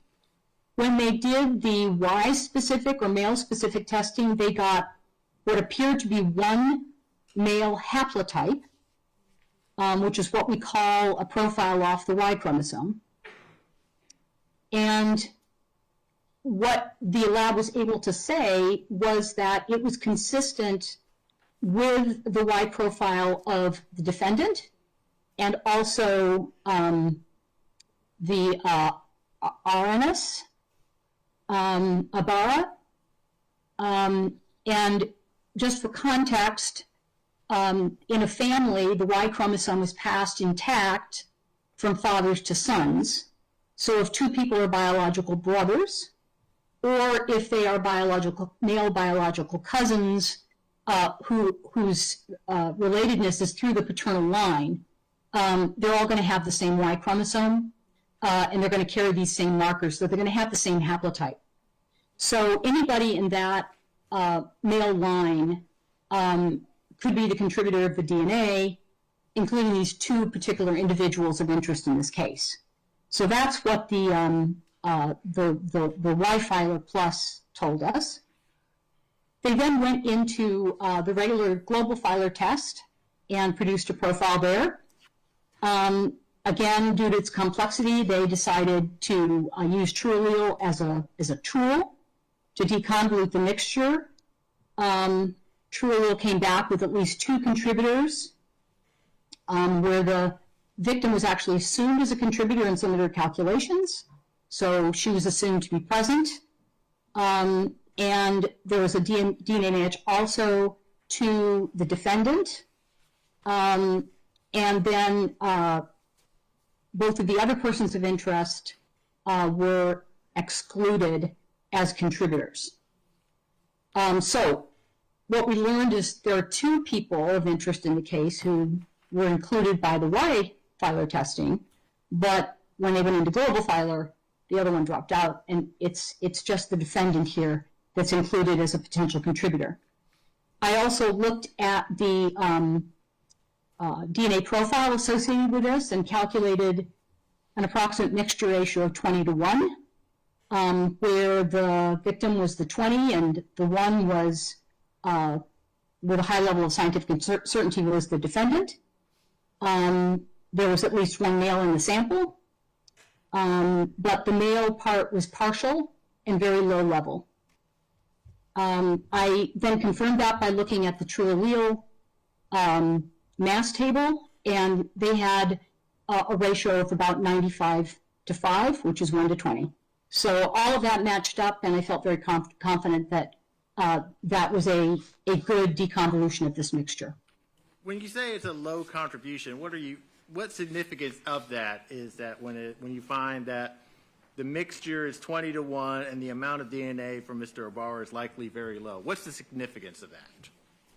Well, I think here, in this particular sample, when we're talking about DNA transfer, and again, I don't have all the numbers here because the bench notes were incomplete with regard to that, and so once I do those calculations, I'll have a much better idea of what's going on here. But if this turns out to be a few cells worth of DNA, for example, from the defendant, when there's very low DNA like that, the possible ways it might have gotten there are much greater than if there's a lot of DNA. Hundreds of thousands of cells worth of DNA, we're talking about a scratch. You know, we're talking about somebody scratching somebody else and getting under their nails. Unless they shared a cigarette when they were smoking or something and they got saliva under there somehow, we're really talking about something that you know, is probably drawn blood or there's some kind of body fluid involved. If it's only a few cells, you know, you could get that by, you know, carrying someone. You could get it by shaking their hand, potentially. So that, you know, because it's so low, we're within the realm of being able to transfer it pretty easily through, you know, non-criminal types of activities or whatever. So, so it does matter to me that it's, you know, it's a very low, looks like it's probably a very low amount. I base that on the fact that it's only 5% out of the mixture, according to True Allele, and also according to my manual interpretation of the electropherogram. So I think that that's about right. And also, the likelihood ratio here that included him, although it was 10 billion, and that sounds really high, you know, in the world of DNA typing, that's actually a fairly low number these days if you have a lot of DNA. You get numbers up in the septillions and octillions and 1 millions when you have a lot of DNA in terms of inclusionary likelihood ratios. So from my perspective here, I'm thinking it's probably a fairly low amount of DNA from him, but I'll know more once I get the data that I need from the lab. And just for the you were retained earlier this month, January 6th, correct? That's when you were formally retained on this? That was when I was formally retained, and I believe I received the discovery on January 14th. Thank you. All right. Does the DNA results tell you, as far as the fingernail clippings, does the result tell you when and how the DNA got there? I know No. with Miss, okay. We know Miss Riley, it's her DNA because it's her fingernails, but as far as. Correct. In terms of her, I was thinking more about how the defendant's DNA got there, which is the matter of interest here. And I can't tell when or how it got there. All right. Now, that being said, if I did get data from the lab that showed that it was hundreds to thousands of cells, which I don't think is the case given other things that are looked at on the sample, but if that was the case, then my opinion on that would be that it's more likely that that was some type of a scratch or direct contact type of situation, because, you know, getting that amount of DNA into your fingernails would be very unlikely just by, say, moving a body or touching somebody, you know, shaking their hand or something like that. All right. Unless, like I said, a body fluid is involved. All right. What was the next item that you looked at? All right, the next item was a sealed package containing a rock that was identified as collected from the scene. And that was item 22. And what were your findings as to that rock? Okay, well, the analyst saw a stain on the rock and tested it, and it was positive in the 2 tests that they used for screening for blood. And also took some contact swabbings, which again I'm assuming are from unstained areas of the rock, to try to find skin DNA for whoever was holding the rock. That would be the idea. Move to strike all any of that- assumptions, Your Honor. Objection to her assumptions. If she's testifying from the lab notes, that's fine, but I object to any assumptions she might be making. They're based on her review as provided. She's reviewing the materials and testifying as an expert based on her. She's giving her opinion as to. I'm going to sustain the objection. All right. Was there any Mr. Ibarra's DNA found on the rock? No, so all of that DNA on item 22, which was the rock, all of that was a single source DNA profile that matched the profile of the victim. All right. Next item. What was the next item that you reviewed? This was item 23, which was also a rock, and they did the exact same thing with this rock. They swabbed a stain, and they also did what they called contact swabbings. And again, both of those came back single source DNA profile matching that of the victim. Next item that you reviewed, Dr. Ballard? This was item 24. It was described as a cutting from a tree. They tested that for blood using the two tests they used, and they were both positive. And then a swab was taken from that stain, and it came back single source sample, single source profile matching that of the victim. Mr. Ibarra's DNA, was that found on the tree? No, it was just DNA entirely from her. What was the next item that you reviewed? The next item was this was item 25. It was a sealed package containing clothing identified as coming from the victim. And that included 25A was a black jacket, 25B was a black shirt, and 25C was a piece of black bra. The laboratory did a couple of things with this. They used something called an alternative light source, which is also called a crime light. This is a narrow wavelength of light that is shined at an object and excites fluorescence in some materials. And there are biological fluids, particularly semen, saliva, and urine, that will respond to this light. And so she screened and found a bunch of stains on all of these items. However, lots and lots of things. It's a very non-specific screen, this ALS or crime light. It picks up a lot of different things. So it's not unusual to just look at somebody's shirt and find multiple stains with this thing. It doesn't mean they're body fluids. So appropriately, she followed up with a test for seminal fluid is what she wanted to know, if there was any seminal fluid. Apparently that was her question.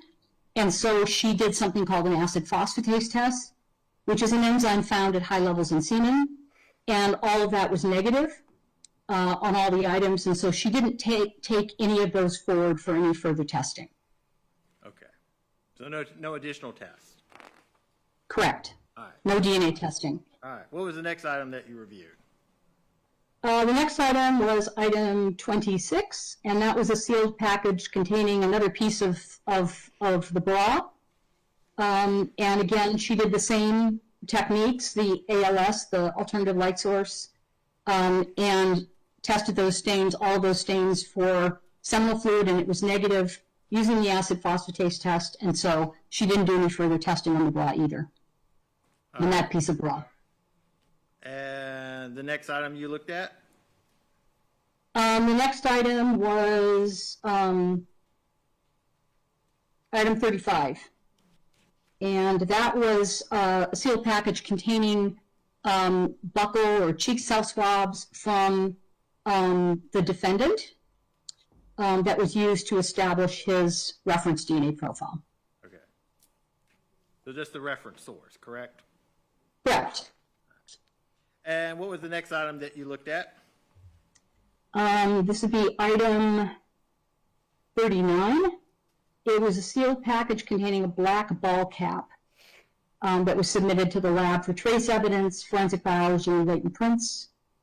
She did do serology on this. She tested 9 stains on this item, and she got a weak positive result for blood on one stain only. That was stain number 9. So she took that one forward for DNA testing and, again, used true allele as an assistance and got a DNA mixture with at least 3 contributors with a match to the victim.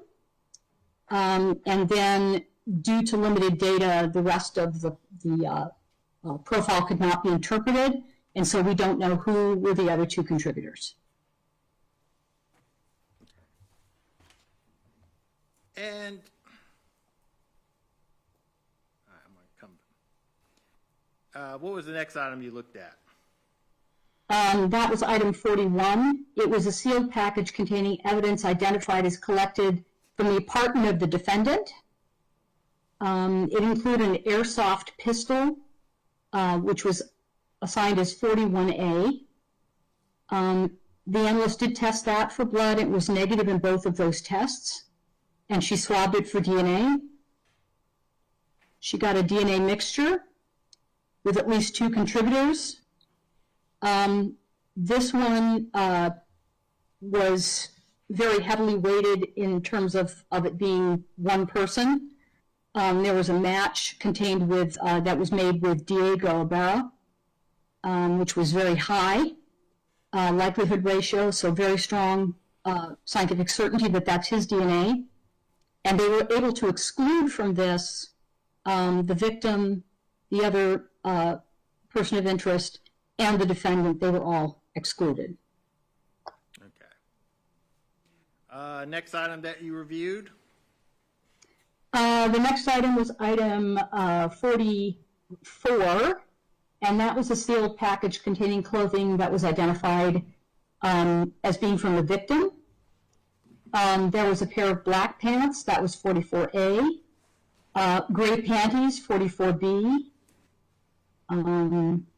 white shoes, 44C, socks, gray socks, 44D, a sealed package containing a black hair tie, that was E, and then F was a sealed package containing a black bra strap.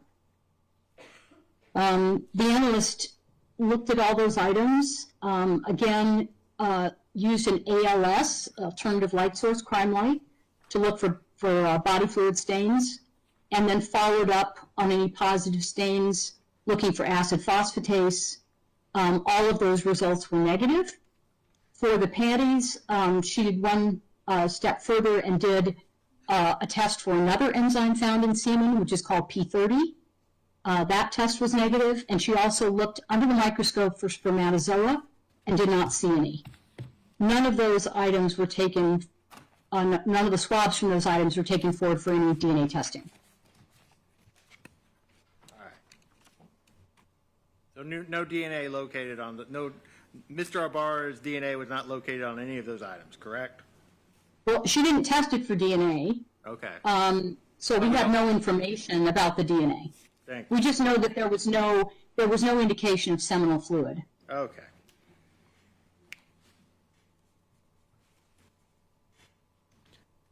All right. I think the next 2 items we're talking, it looks like it's from Arenas and Diego Ibarra. Is that correct? Yes, those are reference samples from them that were again used to establish their DNA profiles so they could be compared, their profiles could be compared against the evidence. All right. And what was the next item you looked at? After that, it was item 52. This was a sealed package identified as containing slides for trace evidence in biology. I wasn't sure at first what the slides were, but it turned out it sounds like they're shoes. Because 52A was described as one black and red slide, left foot, and the other one, 52B, was one black and red slide, right foot. These were both inconclusive for blood because one of the tests for blood was positive and the other one was negative. Neither of those were taken forward for DNA testing. Okay. So because you got it at the early stage that it was one of the tests was inconclusive, there was no further tests. Would that be fair to say? Well, it was inconclusive because one of the tests was positive and the other was negative. And in this lab, that is what they would call it an inconclusive result. Okay. And that's generally typical for labs. Would that be fair to say? I would say that I was actually impressed that this lab used 2 different tests to screen for blood and uses that as a sort of a way of confirming their results. I thought that was actually a very good way to do things. Most labs use just one test. All right. And what was the next item that you looked at?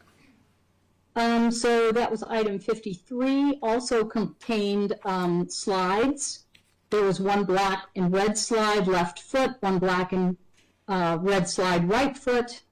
Again, testing for blood. In this case, both tests were negative. Okay. And so there was no DNA testing done on those. All right. And I think, is there one more item that you looked at?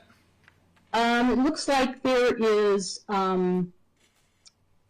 there's actually a couple of more. Okay. So there's item 54. was the clothing of the defendant, and 54A was a red shirt, and 54B was a pair of red, white, and black shorts. And the shirt was inconclusive for blood because the two tests did not give the same results. Same thing happened with the shorts, and neither of those was taken forward for DNA. All right. And then the last item. So there was a sealed package containing evidence that was found somewhere near or within some distance of the crime scene, I think near some type of pond. It was a foam cup with a lid, and there was a straw. So 64A was the foam cup, and 64B was the straw. They tested the foam cup for an enzyme called amylase, which is found in saliva, and that was negative. They didn't take that sample forward for any more testing. The other one, the straw, actually tested positive for this enzyme that's found in saliva. And so they went forward with DNA testing on that one. And they ended up getting a DNA mixture with at least 2 contributors. And one of those contributors was, with a high degree of scientific certainty, the defendant. And there was also DNA from another person. It was a fairly equal mix of the two of them. So there wasn't like 95-5. It was much closer to 50-50 between the two of them. And they were able to exclude the victim, Diego, and the other person of interest as contributors to this. So whoever it is that's the other contributor to this is not one of those 3. But there's another contributor who's at least drinking something out of that cup. Well, yes, it would appear so. I mean, like I said, I don't have all of the DNA quantitation values, so it's hard for me to say is this amount of DNA consistent with saliva, but they did find amylase there, so it suggests that at least some of this DNA was delivered as saliva. So, and there was, like I said, it wasn't like, a whole lot of DNA from one person and a little bit of DNA from the other. It was a fairly equal distribution, and that was also borne out by the true allele data. All right. In working, and in your business now as doing these analysis for defense counsel, do most defense attorneys understand what you have systematically gone through with us and your findings? Do you find that, just in your observation, would an attorney, do they generally understand what's going on before talking with you? Objection to speculation and relevance. Give us that.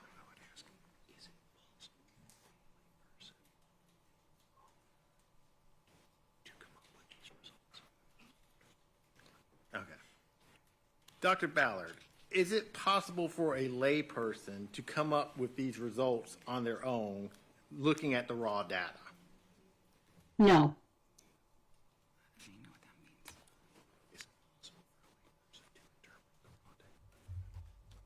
Is it possible for a layperson to interpret the raw data? No.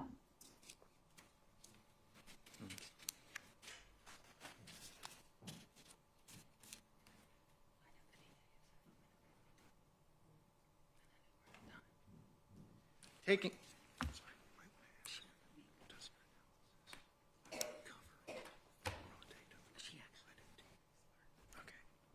Does your analysis cover all of the raw data that was provided to you? Yes.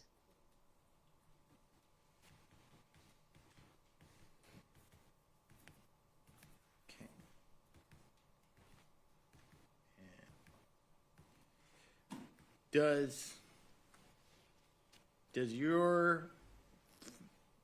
Do the scientific findings exclude the hypothesis that Mr. Ibarra's DNA could be on these items through indirect contact or indirect transfer? No, not that I'm looking at, except I would say with the straw, because there appears to be, and again, I want to confirm this by calculating DNA yields, but appears that there was a very robust profile obtained from the straw. It wasn't a partial profile, and that most likely, at least some of that came from saliva. And so, there's that, and I would take that into consideration, especially if I had the DNA yield data. That would not be a form of indirect contact. And certainly, when you test a blood stain and it comes back to a particular person, or that person is by far the major contributor to that, that looks like it came from blood. So that would potentially be more likely to be direct, although it could be indirect. But in a lot of these cases, I cannot tell whether it would be direct or indirect. And like I said, getting the DNA yield data will really help me with that. And generally, when you do your, is it common for you when you have the time and to be able to reach out to states experts and talk with them, and is it have dialogue with them and tell them, hey, this is what I'm missing? Is that something that has happened in your practice in doing? Yes. Yes. Your Honor, I think I am finished. I just want to just make sure, confer with co-counsel, and we might just have. Did I answer that already?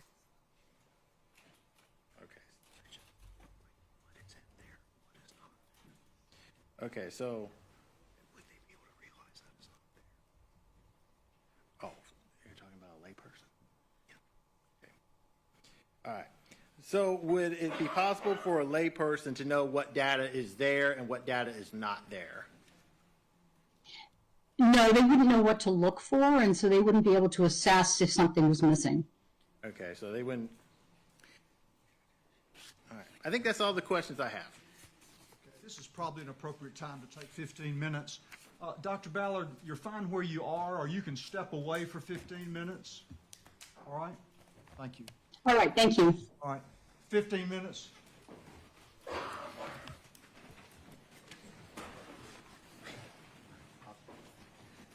Judge. I was just going to say, Judge, I could get a briefing on Monday, so for small favors. Hey, take. I can think about one thing at a time. Hey, Madam Court, may we go back there?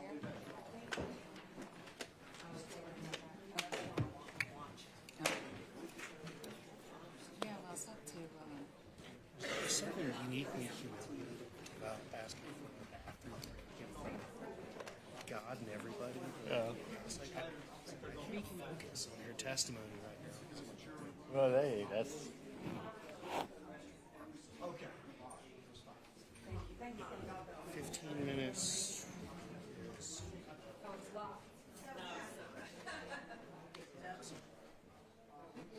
You need to look at or No, I mean, I just trying to make sure I covered everything. be curious.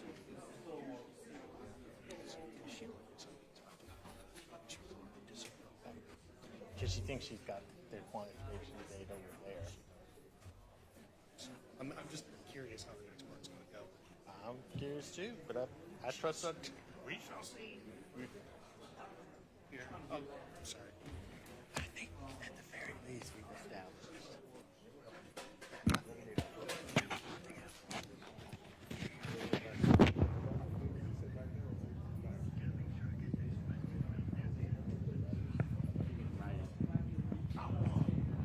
And I'll do that on read. Okay. Just write it out and I'll make sure.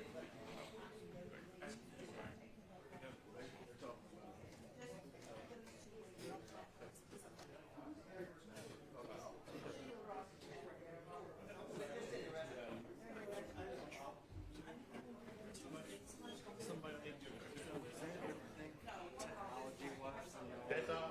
Now, unless Sheila has, I'm done with the technology. We're just checking. You have to ask Ms. Ross. Depends on how quickly she answers, but at least 30 minutes. And y'all, we need like presentation. Yeah, I'm going to show her things. Okay. Okay. Just not presentation things, but I need the Elmo. Okay, yeah. Great, because she'll be able to see the Elmo, right? She does, yes, she does. Yeah.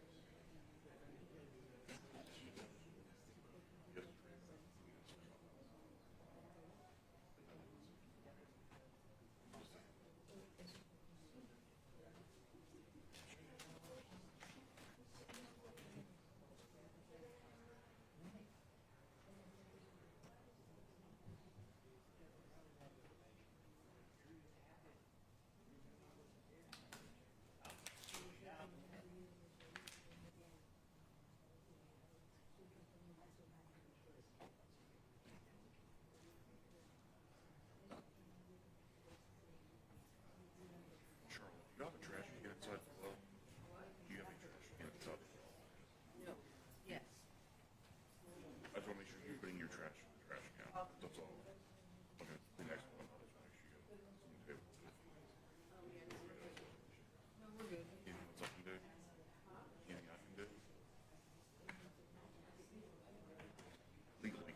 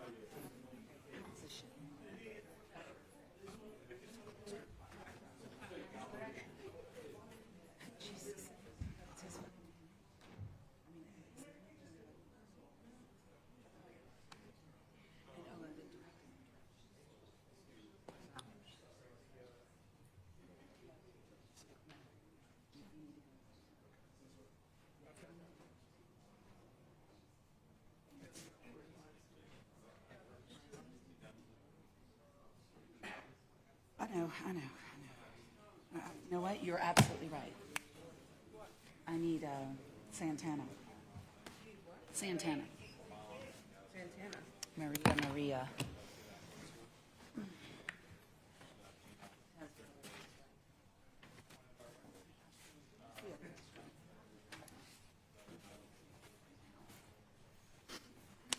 How much more time do we have?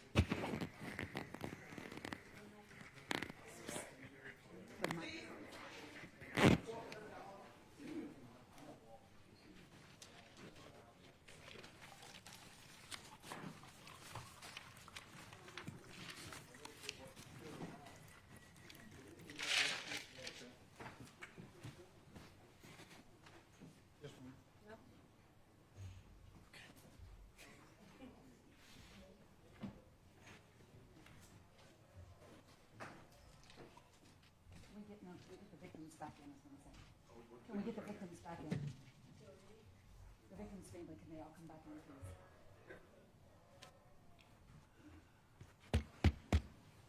Y'all have a seat.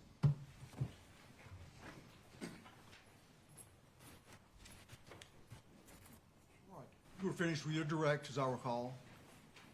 We are finished with our direct. Ms. Ross, any questions? I do have questions, Your Honor. I'm just wondering if we could wait one moment to allow the victim's family to return. Oh, yeah. I think they all went, and It takes a while. the facilities are a little crowded here today. I think they are en route, though.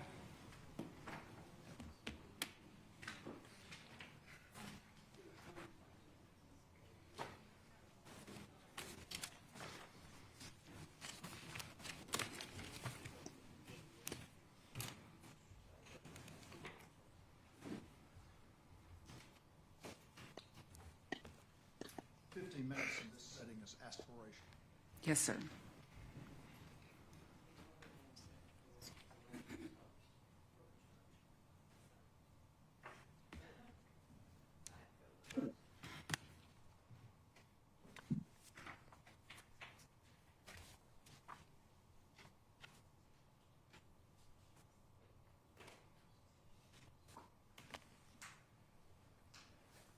Back.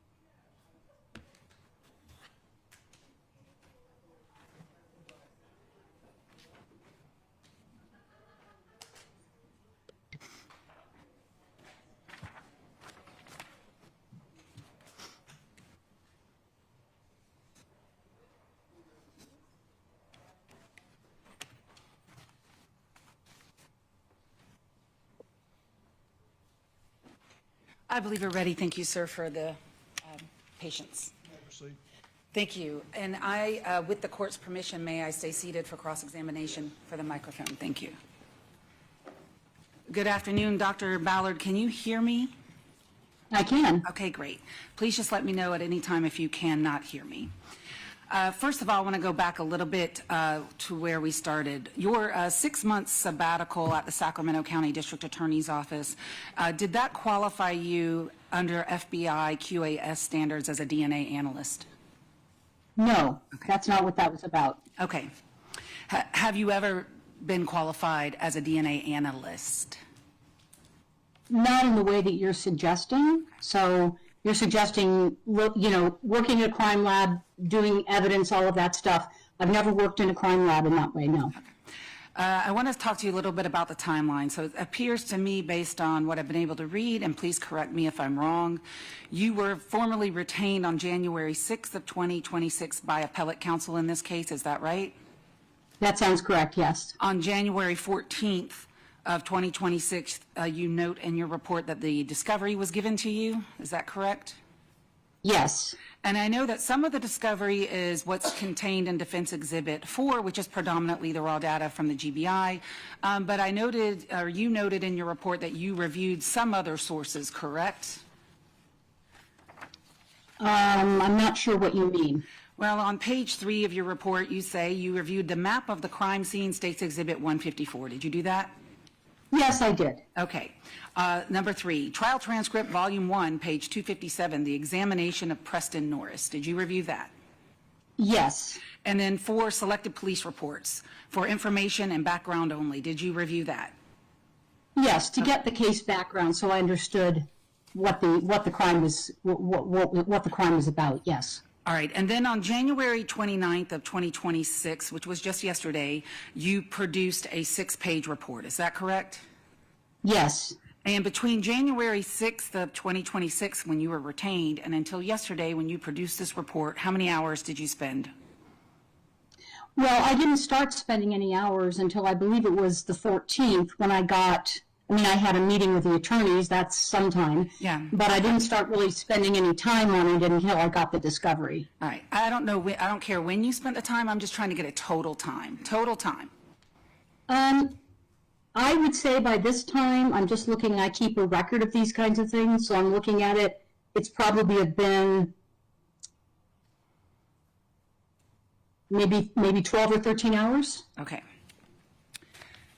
Now, I want to talk to you about your chart, which has been admitted as Defense Exhibit 8. And I heard you say that this was a chart of everything tested in this case. That was what you testified to on direct. Do you mean all the serology and DNA, or did you mean everything actually tested in this case? No, my focus is just what the lab received for biology testing and the tests, the serology and DNA they did on that. I didn't look at latent prints, I didn't look at ballistics, I didn't look at any of the other things that could have been submitted as evidence. So for that we're clear on the record, did you read any of the trace evidence reports produced by the Georgia Bureau of Investigation in this case? No. Did you read any fingerprint reports, either from GBI or from what is called the Athens-Clarke County Police Department? Did you read any fingerprint reports? No. And did you consider any of those things in forming the opinion that we heard you testify here today? No. Did you see any videos of the defendant wearing the Adidas hat that was tested for blood? Did you see those videos? No. Did you see any videos of the defendant carrying the blue jacket that you have discussed the testing on? No. Did you see any videos of the defendant discarding those bloody gloves that you have discussed? No. Okay. So you form your opinion based solely on the things that you've told us about already, correct? Correct. And you told us there are some things that you didn't have. And I noticed when reading over Defense Exhibit 8, you don't have the global filer data on the blue jacket and the gloves. And as a matter of fact, if you look at, if everybody can follow along, page 1, item 2, you first talk about the gloves, and you say in there, if I go down to the third line, you say 2B, black glove, and then you go all the way over, and in the end you say no further testing. Is that correct? For the middle glove? Yes, for 2B, you say no further testing. Correct. And going underneath that, for item 3, the jacket, item 20 is the cutting of the stain, which you've talked about. There was blood on the jacket, right? Yeah, it was presumptively positive in those two tests. And you write no further testing, correct? Correct. Would it surprise you to know that you are wrong about that? Well, in my review, I did not see that testing reported. Well, you've had the opportunity to review the trial transcript, correct? I have not reviewed the trial transcript except one thing on the trial transcript. Okay, your DNA. Go ahead. Yeah, so that, no, I have not looked at that yet. Okay. I have not done a complete review of this case yet. I don't have all the materials, and I have not had time to look at everything. So that's why I make a list of all of the things that I relied upon to come at my opinion at this time. If you had read the trial transcript, Ashley Hinkle, the DNA analyst, testified in the trial. Would it surprise you to know that she testified at trial? No, not at all. And she testifies at trial to the results, global filer results. And just so we're clear, global filer means traditional DNA testing, right? We're not talking true allele, right? Correct. Okay. And that Ms. Hinkle testified to global filer results of both the gloves and the jacket, and that those results are that the blood on the jacket, or that stain, which was blood, went on to DNA. It's global filer results, and it's both Laken Riley and Jose Ibarra on that jacket. And I'm going to show you, and maybe they are also part of the record already, but let me just show you for the record. I'm going to have to move, right, Your Honor? toggle over.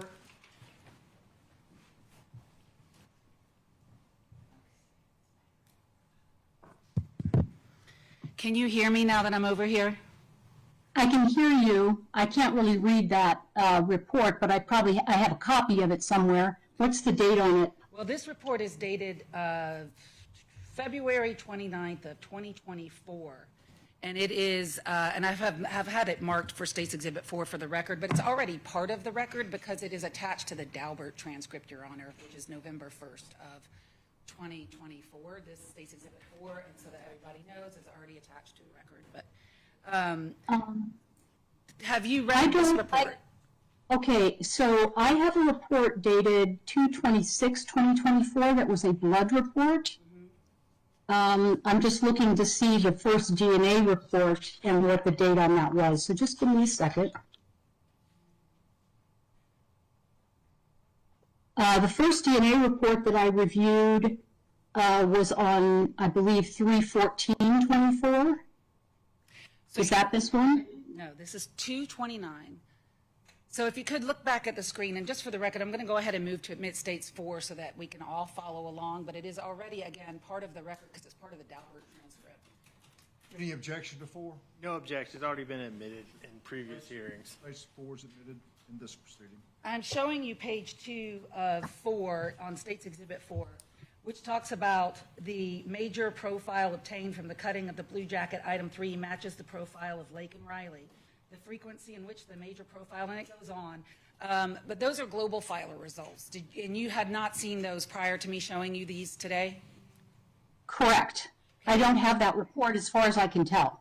And below that, there's also global filer results from the black glove on that same report. And you do not have that as well, correct? Well, I have some global filer data on the gloves. So which one, specific one are you talking about? Well, you can read it. Is it 2B or 3B? I can't read it from there, honestly. It's 2A. Okay, 2A. Yes, I have that. That's in my report. Okay. It's in my spreadsheet as well. The global filer results and the traditional trio allele results on the traditional DNA results on the gloves.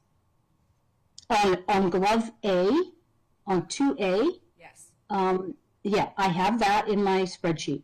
So you have that in your spreadsheet, but you do not, and you would agree with me, you do not have the global filer results of the jacket, the cutting from the jacket of the blood, which is both Correct. Laken, Riley, and Jose Ibarra. Right, I have the contact swabbing that was taken, and that was also a mixture of the two of them. Yeah, Okay. so it doesn't surprise me, but I did have that from the contact swabbing. Did you, for the record, read the November 1st, 2024 Daubert hearing that was done in this case on the DNA? No. I'm going to show you now, or do you have, let me just ask you this, do you have a crime lab report dated 3/14/2024? I do. And on that, is that safe for me to say that is the YSTR results of the fingernail clippings of Laken Riley, correct? Both left and right? Yes, and also there's also some global filer testing on that as well. And I did not see this in your report, and I want to know if you saw this on State's Exhibit 5. And again, State's Exhibit 5 is already part of the record because it's part of the Daubert. I would like to move to admit State's Exhibit 5, which is a crime lab report, which she has, just so we can be clear on the record. Any objection, Mr.? No objection. It's already part of the record in this case. 5's admitted. Showing you page 2 of 3 on State's Exhibit 5, which is the YSTR haplotype results, right? You follow me there? Yes. Can you see in the Yes, highlighted? Okay. So in that report, it clearly states that Diego Ibarra, even though he is a male paternal relative of the defendant, was excluded as the donor of the DNA underneath Laken Riley's fingernails, correct? Well, he was excluded. First of all, they did not include him in the Y haplotype, so I don't know whether he's just not related and he thinks he is. my reading of it was that there were two people that could be included under the Y haplotype, and that was the other person of interest and the defendant. But then the other person of interest was eliminated in the global filer testing. Yes. So Diego Ibarra was eliminated.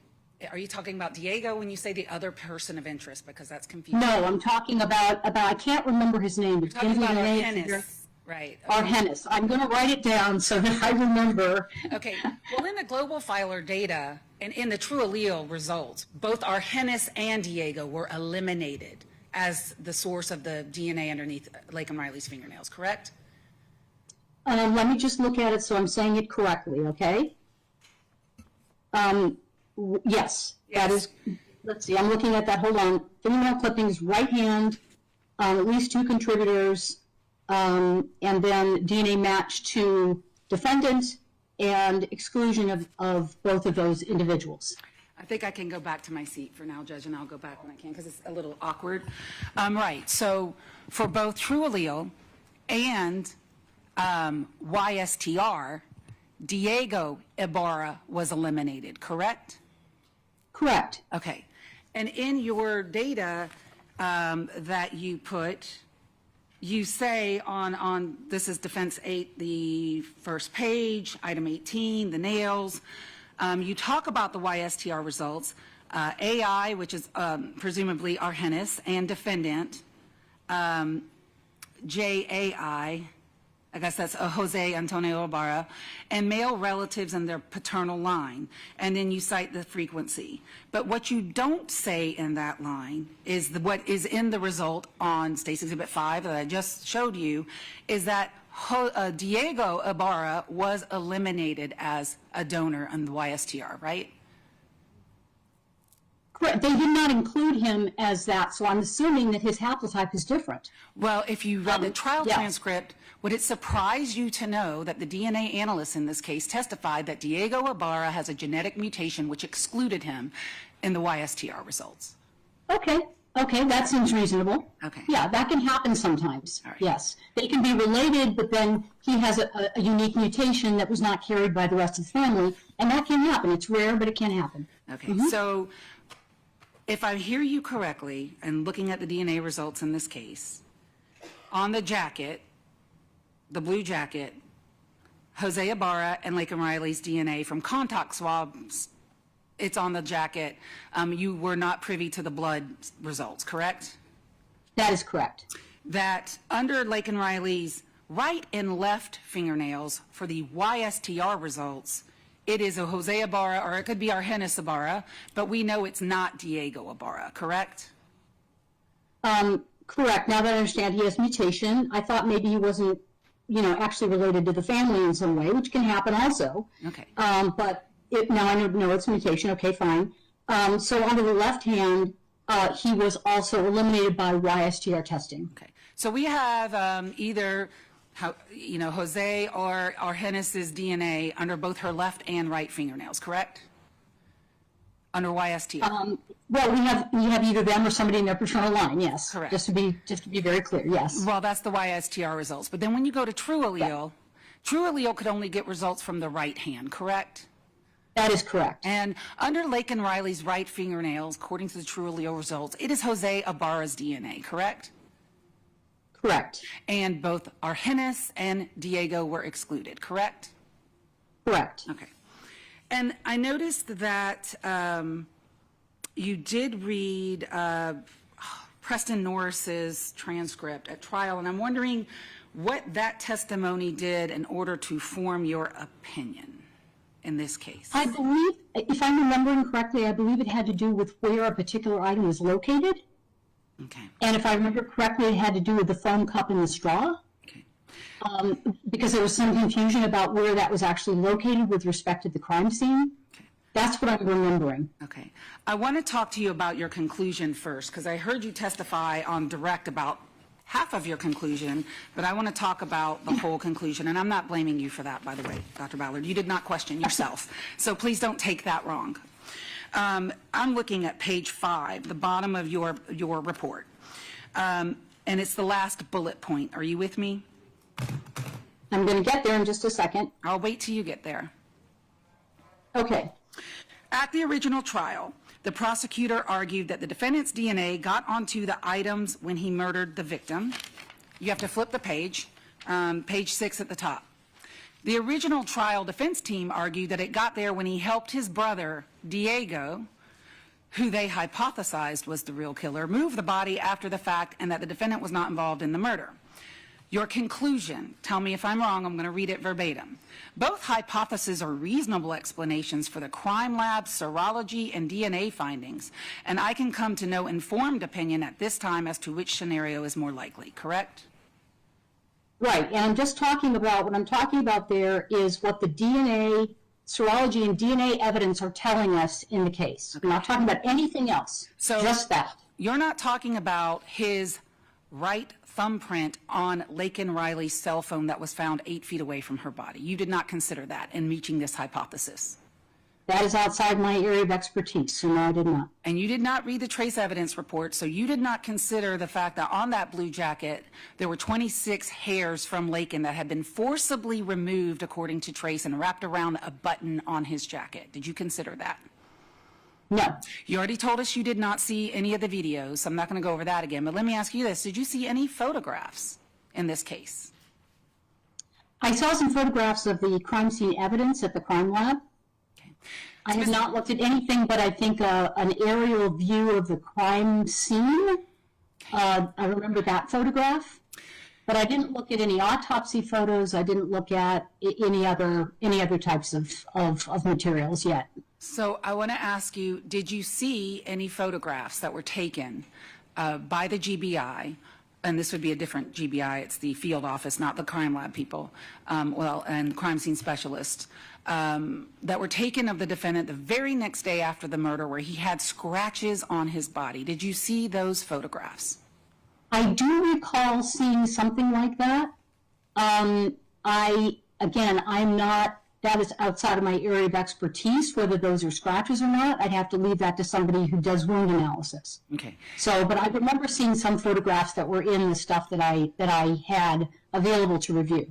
Do you agree with me, Dr. Ballard, that, hypothetically speaking, a victim who is fighting off her attacker and scratches him, that could be a reason for that person's DNA underneath her fingernails, correct? Correct. That can happen, right? Yes. And that's real. The science supports that, correct? Correct. And you didn't look at the photographs, or did you look at the photographs and forming any of your opinions that you just told us about? Which photographs? Of the defendant's body the day after the murder.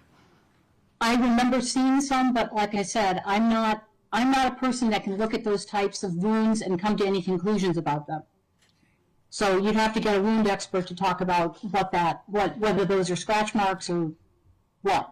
Okay. I don't know. Okay. And you told us also that you would need some quant data. And what do I mean by that? The quantitative data, can you explain that for the record? You would need the quant data on the DNA to perhaps reach more meaningful conclusions, correct? That's correct, yes. And your testimony was that you did not see that data and the stuff that was provided to you on Defense Exhibit 4. Is that correct? So, so for the reports, the first two DNA reports, and those were the ones dated, just for the record, I'm not going to worry about the male screening report. I don't care about that one. But the DNA report it was dated 3/14/24, and the DNA report for 5/16/24. I did not have the full quantitation data provided. Okay. I did have the full quantitation provided for the report that did the straw, which was on 8/26/24. And in none of them did I have an indication of the amount, the actual amount of DNA in microliters that the laboratory had from these samples immediately prior to the DNA quantitation step. And so I need all of that in order to do a full analysis. Right. And the DNA quant data could be, well, I've looked through I had a little time this morning. We had a little delay. And so I had some time to go through Defense Exhibit 4 this morning while we were waiting. And would it surprise you to know that I found the quantitative data, at least on the fingernails, in Defense Exhibit 4 this morning? I would. Okay, let me show you Find something. Please, I'd love to see it.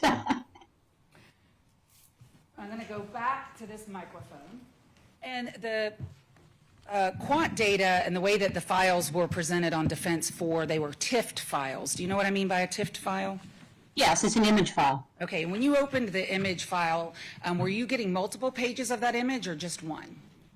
Multiple. Okay, so State's Exhibit, what I'm going to go ahead and mark, and I'm going to go ahead and mark and move to admit State's Exhibit 7, 8, 9, and 10 for the record.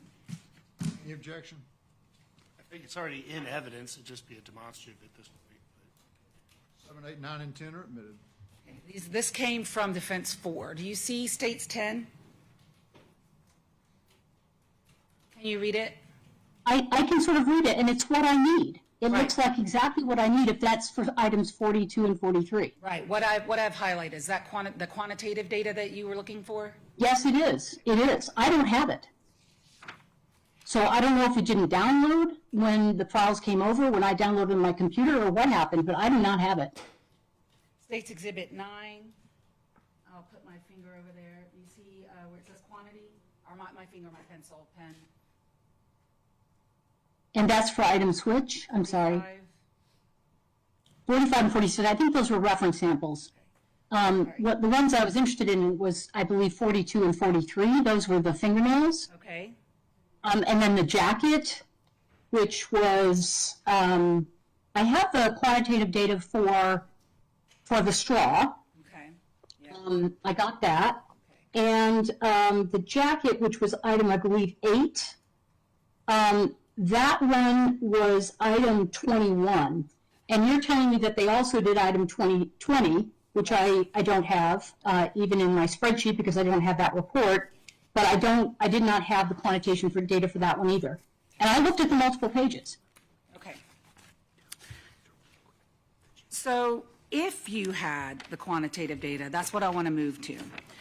Is it your testimony that you can use the quantitative data to determine how or when DNA was deposited on a certain item? I don't think when. Okay, I think that would be, I can't time it. What I can say is, let's say that under those fingernails, there was thousands of cells worth of DNA that could be attributed to the defendant. That to me is out of the range if he moved a body, okay? That's out of the range of, somehow getting there some other way through a different type of activity than scratching, right?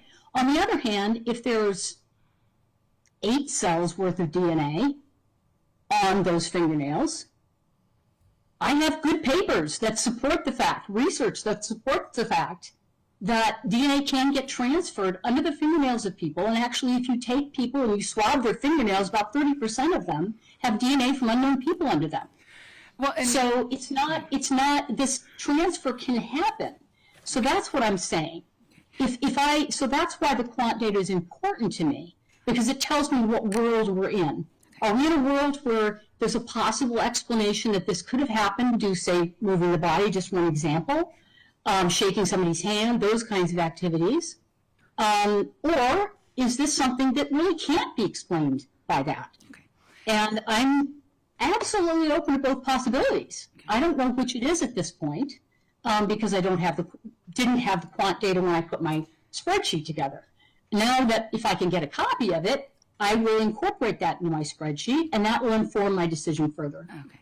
And your decision is made solely on serology and DNA results, correct? Yes. And you absolutely don't even consider trace evidence, fingerprint evidence, video evidence. You don't consider any of those things informing your opinion. No. Okay. And you said there's papers on it. This is one I want to ask you.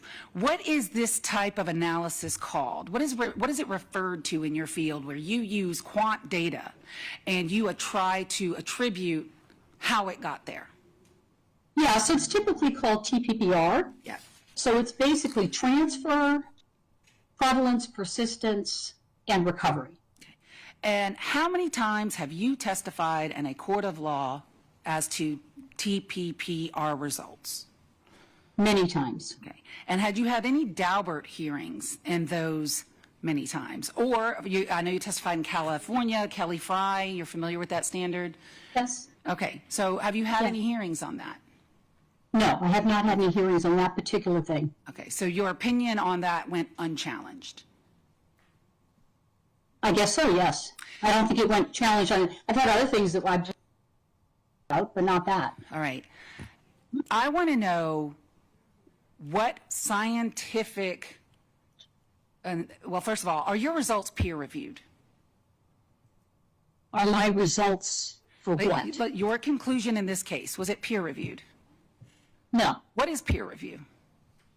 Well, peer review is when you write an article for a journal and you've done research, and then other people review the research that you did and suggest things like, did you think to put this control in? Did you think to add this kind of sample? Blah, blah, blah, blah, blah. And then it goes through another, you go back and do some experiments in the lab, and then you come back and it goes out for another peer review. And eventually, hopefully enough people believe it and feel it was well done that it gets published. Well, that's what we call the peer review process. Okay, sorry. That's in the academic standard.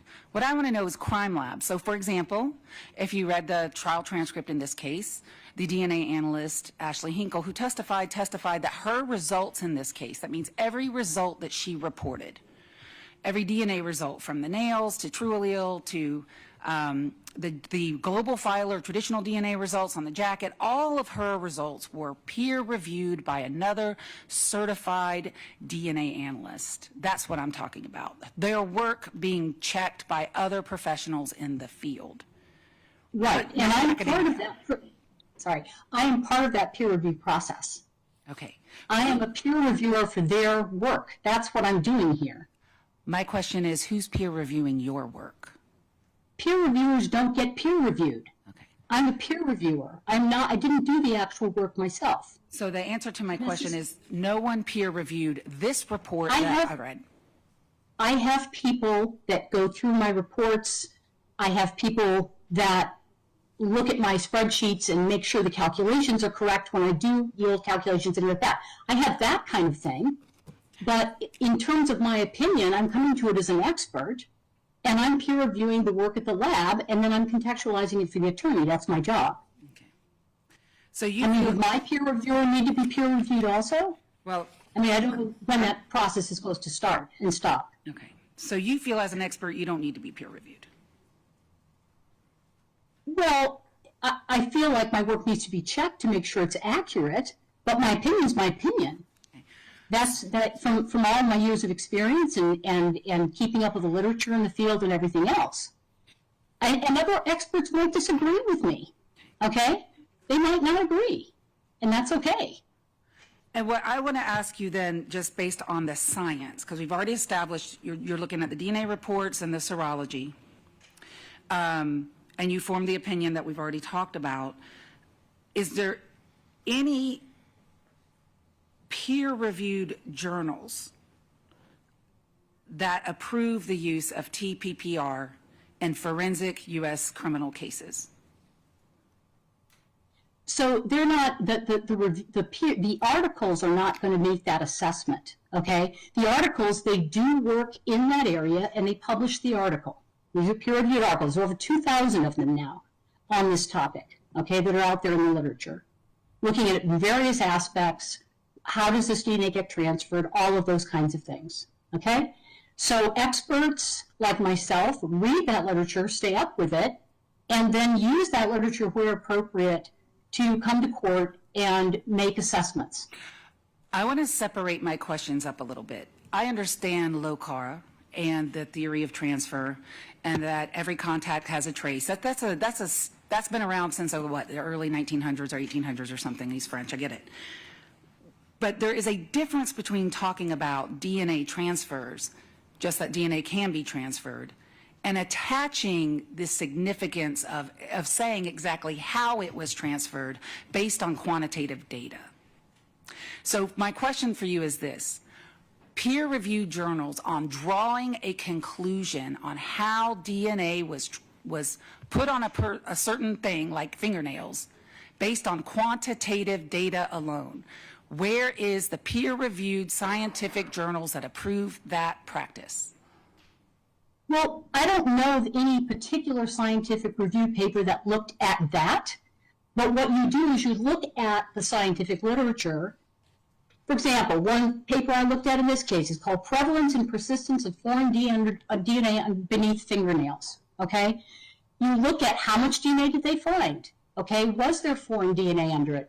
They looked at cases of different types of crimes, homicides included, and they also looked at sampling people from the general population and looking at, how many people have foreign DNA in their fingernails, and they figure out where it's from. That's relevant to this case. And I'm not going to, I would be doing, in my opinion, I would be remiss in coming to court and not talking about these things. Okay? I would be remiss coming to court and saying, oh, they found thousands of cells worth of DNA under this victim's fingernails. Could have gotten there anyway. Throw up my hands, no opinion. Okay? I would be remiss because I wouldn't be telling the jury what they need to hear about evidence like that. Who is SWIGDAM? SWIGDAM is the scientific working group that is looking at recommendations to the forensics community regarding issues involving DNA evidence, including DNA mixtures. Have you read the December 1st, 2025 report from SWIGDAM and their position statement on just what you're talking about here today, which is using quant values to determine how DNA got on something? Did you provide that to the attorney beforehand? I did. I provided it to him this morning. And I did read it. Okay. I'm making sure that we're talking about the same document. Yeah. So what that document talked about is called formal activity level propositions. Okay? I did not do formal activity level propositions in this case. Okay. SWIGDAM does not have a position on what I did in this case, okay? There is a formal process that involves Bayesian networks, and I have gone to presentations on those, and I also think that experts that use those kinds of things at this point are stepping outside their area of expertise to provide probabilities of certain things happening, and those being prior probabilities to what is the case here. And then opining on how probable it would that this would happen or this would happen, and taking that into account when coming up with a specific probability, like it's 40 times more likely or 30 times more likely. I don't do that, and I don't feel comfortable going to court on that at all. Okay, but What I do, go ahead. okay, what I do is that I look at the relevant scientific literature, and I ask myself, is there a possible or reasonable alternative explanation for how that DNA might have gotten there? That's what I ask myself. I don't say it's 40 times more likely. I'm not taking into account anything else. I'm looking at it and going, based on what we know about DNA transfer, is that a possible or reasonable type of explanation, or is it impossible? Is it so unlikely that it's essentially impossible? And that's what I come to court and testify on. That is not a formal activity level proposition, and that's what that entire thing you sent to me was about. Okay, well, I'm going to move to admit State's Exhibit 6 at this point, which is the SWIGDAM position paper. No objection. 6 is admitted. If you could, Doctor, going to page 2 of that SWIGDAM working group paper. Yeah, I've got to put my hands back on it.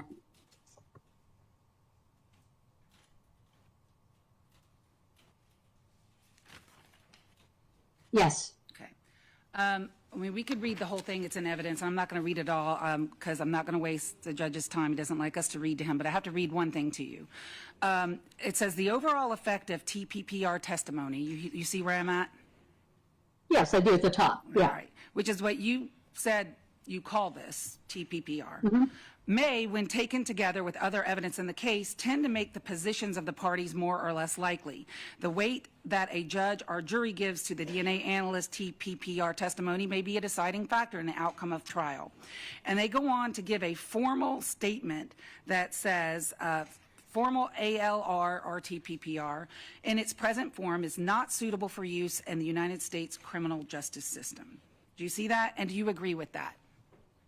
Well, yeah, I actually do. And I didn't do that. Okay. That's what I'm telling you. I did not do formal ALR in this case. But you did just look at DNA and serology reports and just said, well, based on those things, both of these hypotheses are reasonable, right? That's right. That's right. But that's not formal ALR. It's a completely different thing. If you look at the last page of this, it says, since analysts will continue to face questions related to TPPR, the SWGDAM chair will task an existing SWGDAM committee or working group with exploring alternatives to the formal ALR approach. So they're still working on this, okay? Right. There are analysts at labs that will not make any statement about what this data tells you about how it might have gotten there. I feel, I would say that there are a lot of people, a lot of experts who are in my camp who would say I would feel I was remiss if I didn't give the jury that information. There's over 2,000 papers on these types of things now. It's not like we don't have any data. Okay. So that's what I'm saying. This SWGDAM thing really doesn't have anything to do with what I did. And is that because that the formal TPPR signs like a legit, a statistical probability, right? But you did not. Well, yes, and it also uses Bayesian networks, and I did not. Okay. So it's taking into consideration a bunch of prior probabilities of something that can step outside what I feel when I've seen people perform this and show their process, steps outside of the area of the DNA expert or serology and DNA expert. They might be opining on something that is really not, you know, what percent of times when people are smoking marijuana in their backyard with other people, do they share it? They'll come up with a probability of that and take that into account in coming up with some probability of DNA. They don't have any basis for that. And so when I've seen it done, I feel very uncomfortable with it. Because that's not generally accepted in your relevant scientific community, correct? What, formal ALR? Yes. It is accepted in Australia and New Zealand pretty widely. Are we in Australia or New Zealand? But here in the United States, there are some people doing it, okay? There's even training courses you can go through for this. Right. But I would say that, you know, SWGDAM, I agree with them. I come down on the side of this with SWGDAM. SWGDAM is not mandatory. It doesn't tell everybody what to do. It's a recommendation to the community. Some experts disagree with SWGDAM. So it's not, you know, it's not like everybody says, oh, SWGDAM said it's got to be true. But on this particular issue, I can say not about necessarily as much about formal ALR, which is not done as much in the United States. It's pretty rare. But the type of thing that I'm doing is not that. Okay? It is coming in and saying, based on the literature, these types of things have been shown to happen and are reasonable for certain circumstances. And if you scratch someone, okay, and all of that, you know, if I saw lots and lots of DNA in the fingernails from a perpetrator or a suspect or whatever, I'm going to be weighing that differently. I'm probably going to say it's not reasonable to say that got there in an innocent way. Or in a way that's another hypothesis given by the other side. And if I didn't tell the jury that, I think it'd be remiss. Did you look at the length of Laken Riley's fingernails? No, I don't know what the length was. Okay. And wouldn't it matter whether someone had long fingernails versus short fingernails in your transfer DNA theory? Isn't that a consideration? It could be. I don't know of any papers that specifically address that. Is that why you didn't look at them? Look at what? Her fingernails. No, I didn't look at the fingernails because I didn't have any photographs of them.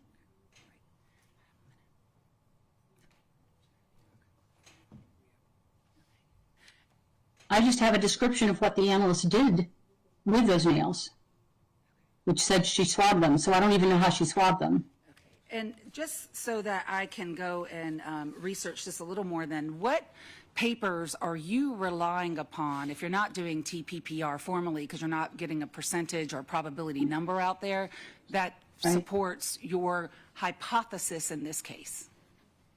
Well, I have a whole stack of ones that I rely on. Like I said, in this case, one of the main ones I relied on, because it's relevant to the particular issue of the fingernails in this case, is called Prevalence and Persistence of Foreign DNA Beneath Fingernails. And it's from Forensic Science International Genetics. I'm happy to provide the link or a copy to you, so your analyst can look at it too. I'm sorry, is that the one that was footnoted in your report? No, No. that's a different one, which Okay. is actually a very good review article by Van Oorschot regarding the transfer of DNA and the dynamics of that. So am I wrong when I say that only one scientific journal is in your report, and it's that one that's dropped at footnote 1, correct? The reason I put that one in is because it does a review. It's a review paper, and it references a lot of the papers that I also rely on. Okay. So rather than giving a list of 22 papers or something like that, I list a very good recent review article that goes through all of those things. And that's why you oftentimes do just the review article. But I rely on other papers as well in coming to these conclusions, and some of them are much more, they're quite well aligned with what is said to have happened. Like, you don't want to use DNA transfer papers that, if you're looking at fingernails, for example, that have nothing to do with fingernails. So you want to look at something relevant to the case at hand as close as you can get. I appreciate that explanation, but the answer to my question is the only one in your report is the one that you dropped as footnote 1, correct? Correct. Okay. I was just trying to tell you why. Okay. I think that's all I have, Your Honor. Just a few follow-ups. All right, Dr. Ballard, your job in this case was to review the raw data that was used to do this DNA comparison. Is that correct? Well, I don't know raw data. I was to review the crime lab reports, the analyst bench notes, the electronic DNA file, which we often call raw data, and the true allele material. Okay. And all materials you received in this case, did that come from that download? Yes. And this, did you download it directly from the GBI?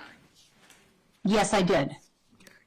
So everything, and you looked at everything that was provided in that download, is that correct?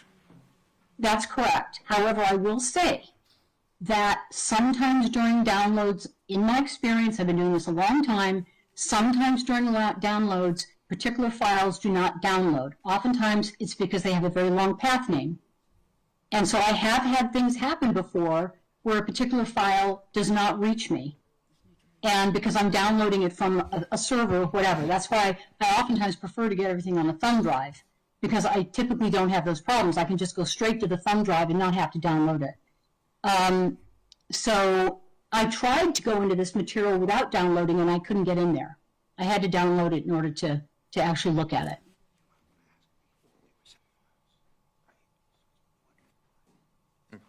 So just so we're clear, these were zip files that you were opening, correct? Were they zip? Correct. All right. Now, in your role,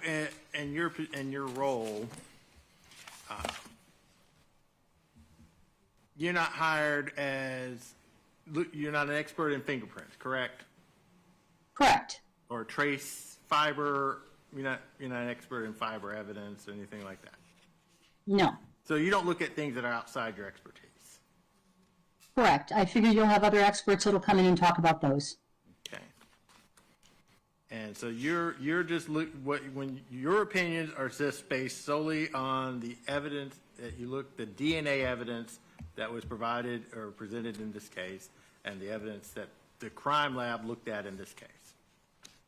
Correct. And you're looking at what tests they did and what they did to reach their results. Correct. All right. And you did not have an opportunity to have this conversation with trial counsel, correct? You did not have a chance to look at all this data and go through it with them. No, I wish I had, because if I had had a chance to explain, look, this is what I'm missing, and then they said, well, actually it's here, and I went in and looked, no, it's not there. What happened during the download? That would have been great, because I would much prefer to testify to having seen everything. But I think it's clear now what it is that I don't have, and it looks like there's an entire report I don't have. So I want to get all of those materials now.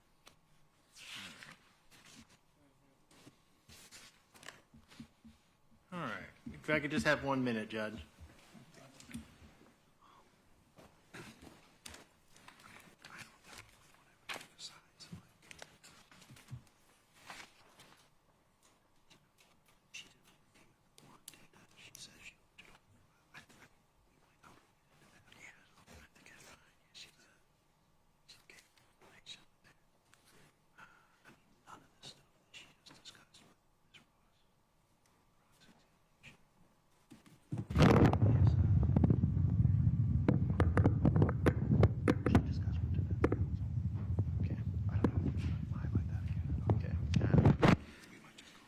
All right, that's all the questions I have.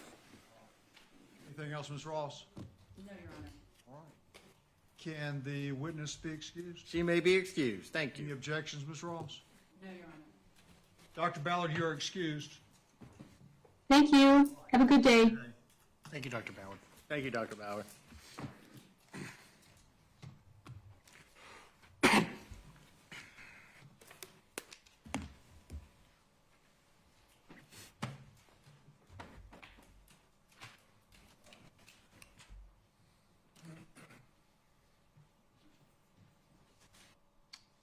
Any other evidence? No other evidence, Judge. We rest.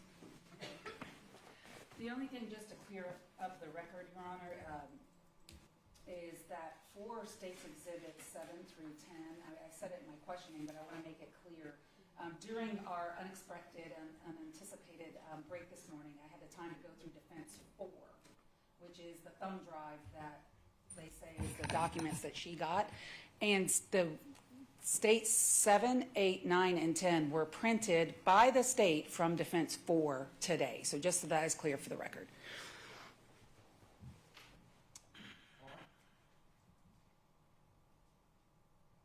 Anything else on the DNA issue that you are here to talk about? No other evidence on the DNA issue that we're here to talk about. Okay. Do you want to go ahead and proceed on the other items that I think the other was the cell phone? Judge, I think as we put in our brief, I think we mostly incorporate previous arguments. Your Honor heard that. We just put that in our motion for new trial just to preserve so there's not any issue of waiver. But I think that was litigated pre-trial by previous counsel, and we would just submit on that, Judge. We don't have anything additional at this time. We may address arguments, but I don't have any arguments today on that. We just, except for incorporating what was previously argued. I need to tender States 6 through 10 to Madam Court Reporter before I walk off with them. And Your Honor, the state would only have argument as to their enumeration of error, and it won't even be that long, but it's their burden, so it's a weird position for me to be in when I don't have a burden. But I would like to be heard orally before briefing, and I know they're going to request briefing, so I don't know how the court wishes to proceed. We'll talk about that, but I'm going to go ahead and give you an opportunity to give me a summation if you want to do that. If you're saying you don't want to do that, then we can talk about the other options. If I could just have, Judge, if I could just have like 5 minutes, and, because we were just, we were going to submit, just, we were going to submit to a briefing schedule and submit our arguments in brief after having a chance to review the transcript of Dr. Ballard's testimony.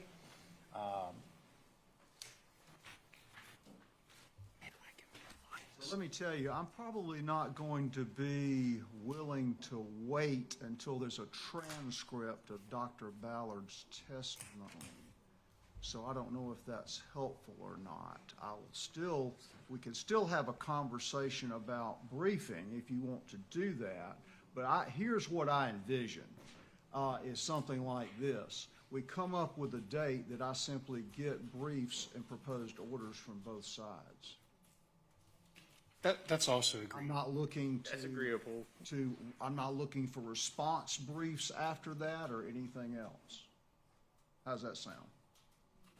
I'm okay with that, Judge. All right.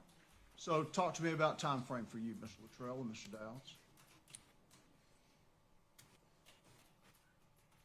We'd ask for 30 days, Judge. Ms. Ross? That means mine's due on the same day or a different day? Same day. The 30 days will be acceptable to the state, sir.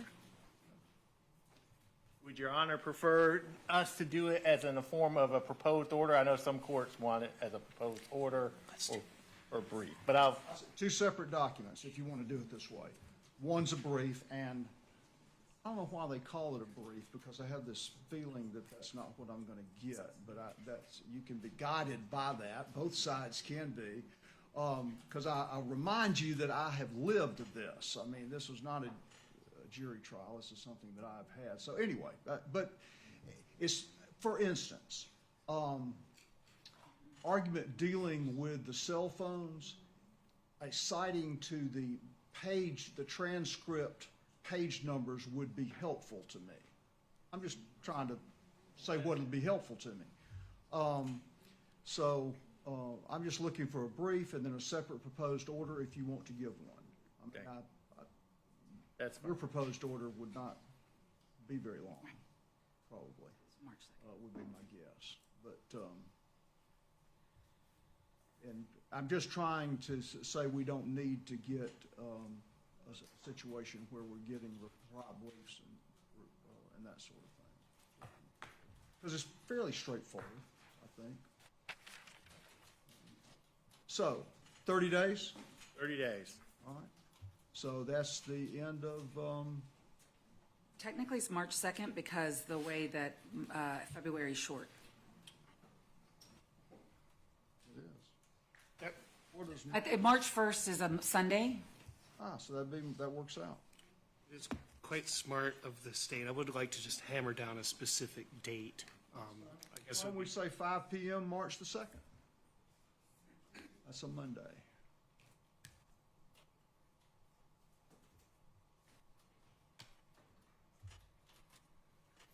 And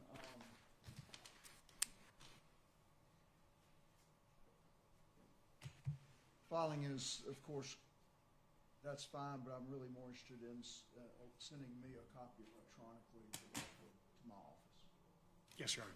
Yes, Your Honor. Through Ms. Parker, right, Your Honor? Yes, you can put her on there, you can put me on there. Does Mr. Wilson still work here, Your Honor? He does not. Is he retired, I believe? He has. He has. But he has not yet been replaced, I suppose. He has not. I just want to make sure that I'm giving the copies. Sure, that's a fair question. Anything else we can take up or need to take up? I believe so. Not from Mr. Ibarra. No, sir. Judge, if we could just check, since we were on WebEx and we do have Madam Interpreter here, if there was any issues with the defendant hearing or seeing the WebEx and communicating with his counsel and interpreter today. So if you would, my question to Mr. Ibarra, well, you can go ahead. You want the interpreter, if you will help him to determine if he's been able to hear. Do we want to argue this shit?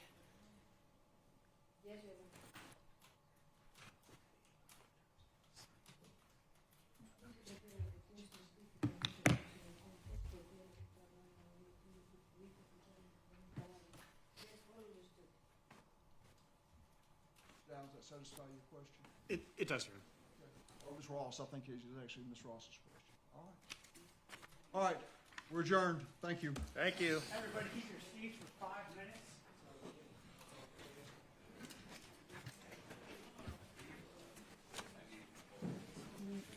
When we're clear to move, SMU has to get out first.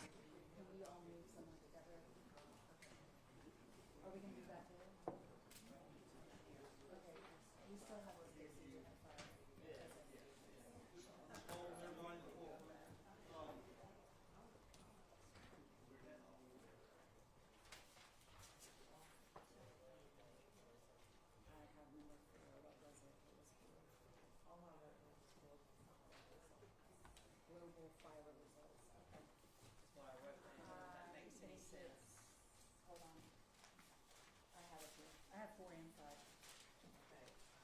Yes, you did. Yes, you did. I run off with evidence all the time.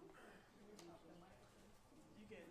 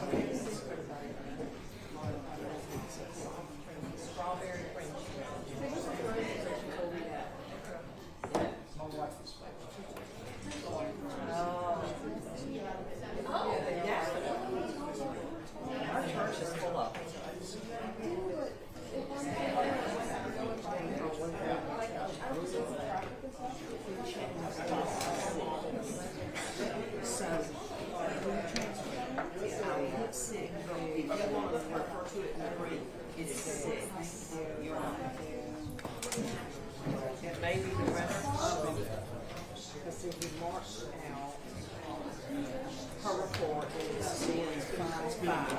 Okay, the flash drive was 4, and then change that to 6.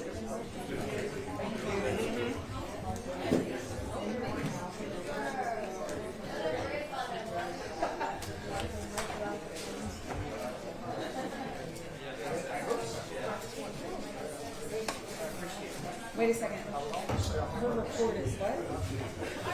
The flash drive is 4. The flash drive is 4. Okay, what's her report?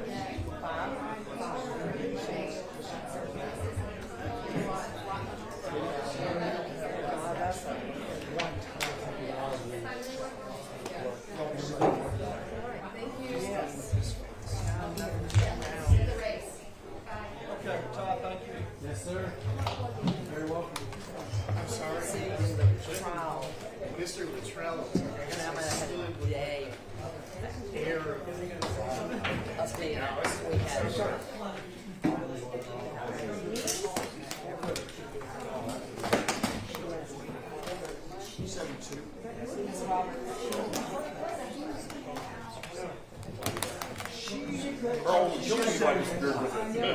she won't. Would have been 73. She graduated in 72. Oh, is that right? Right, because she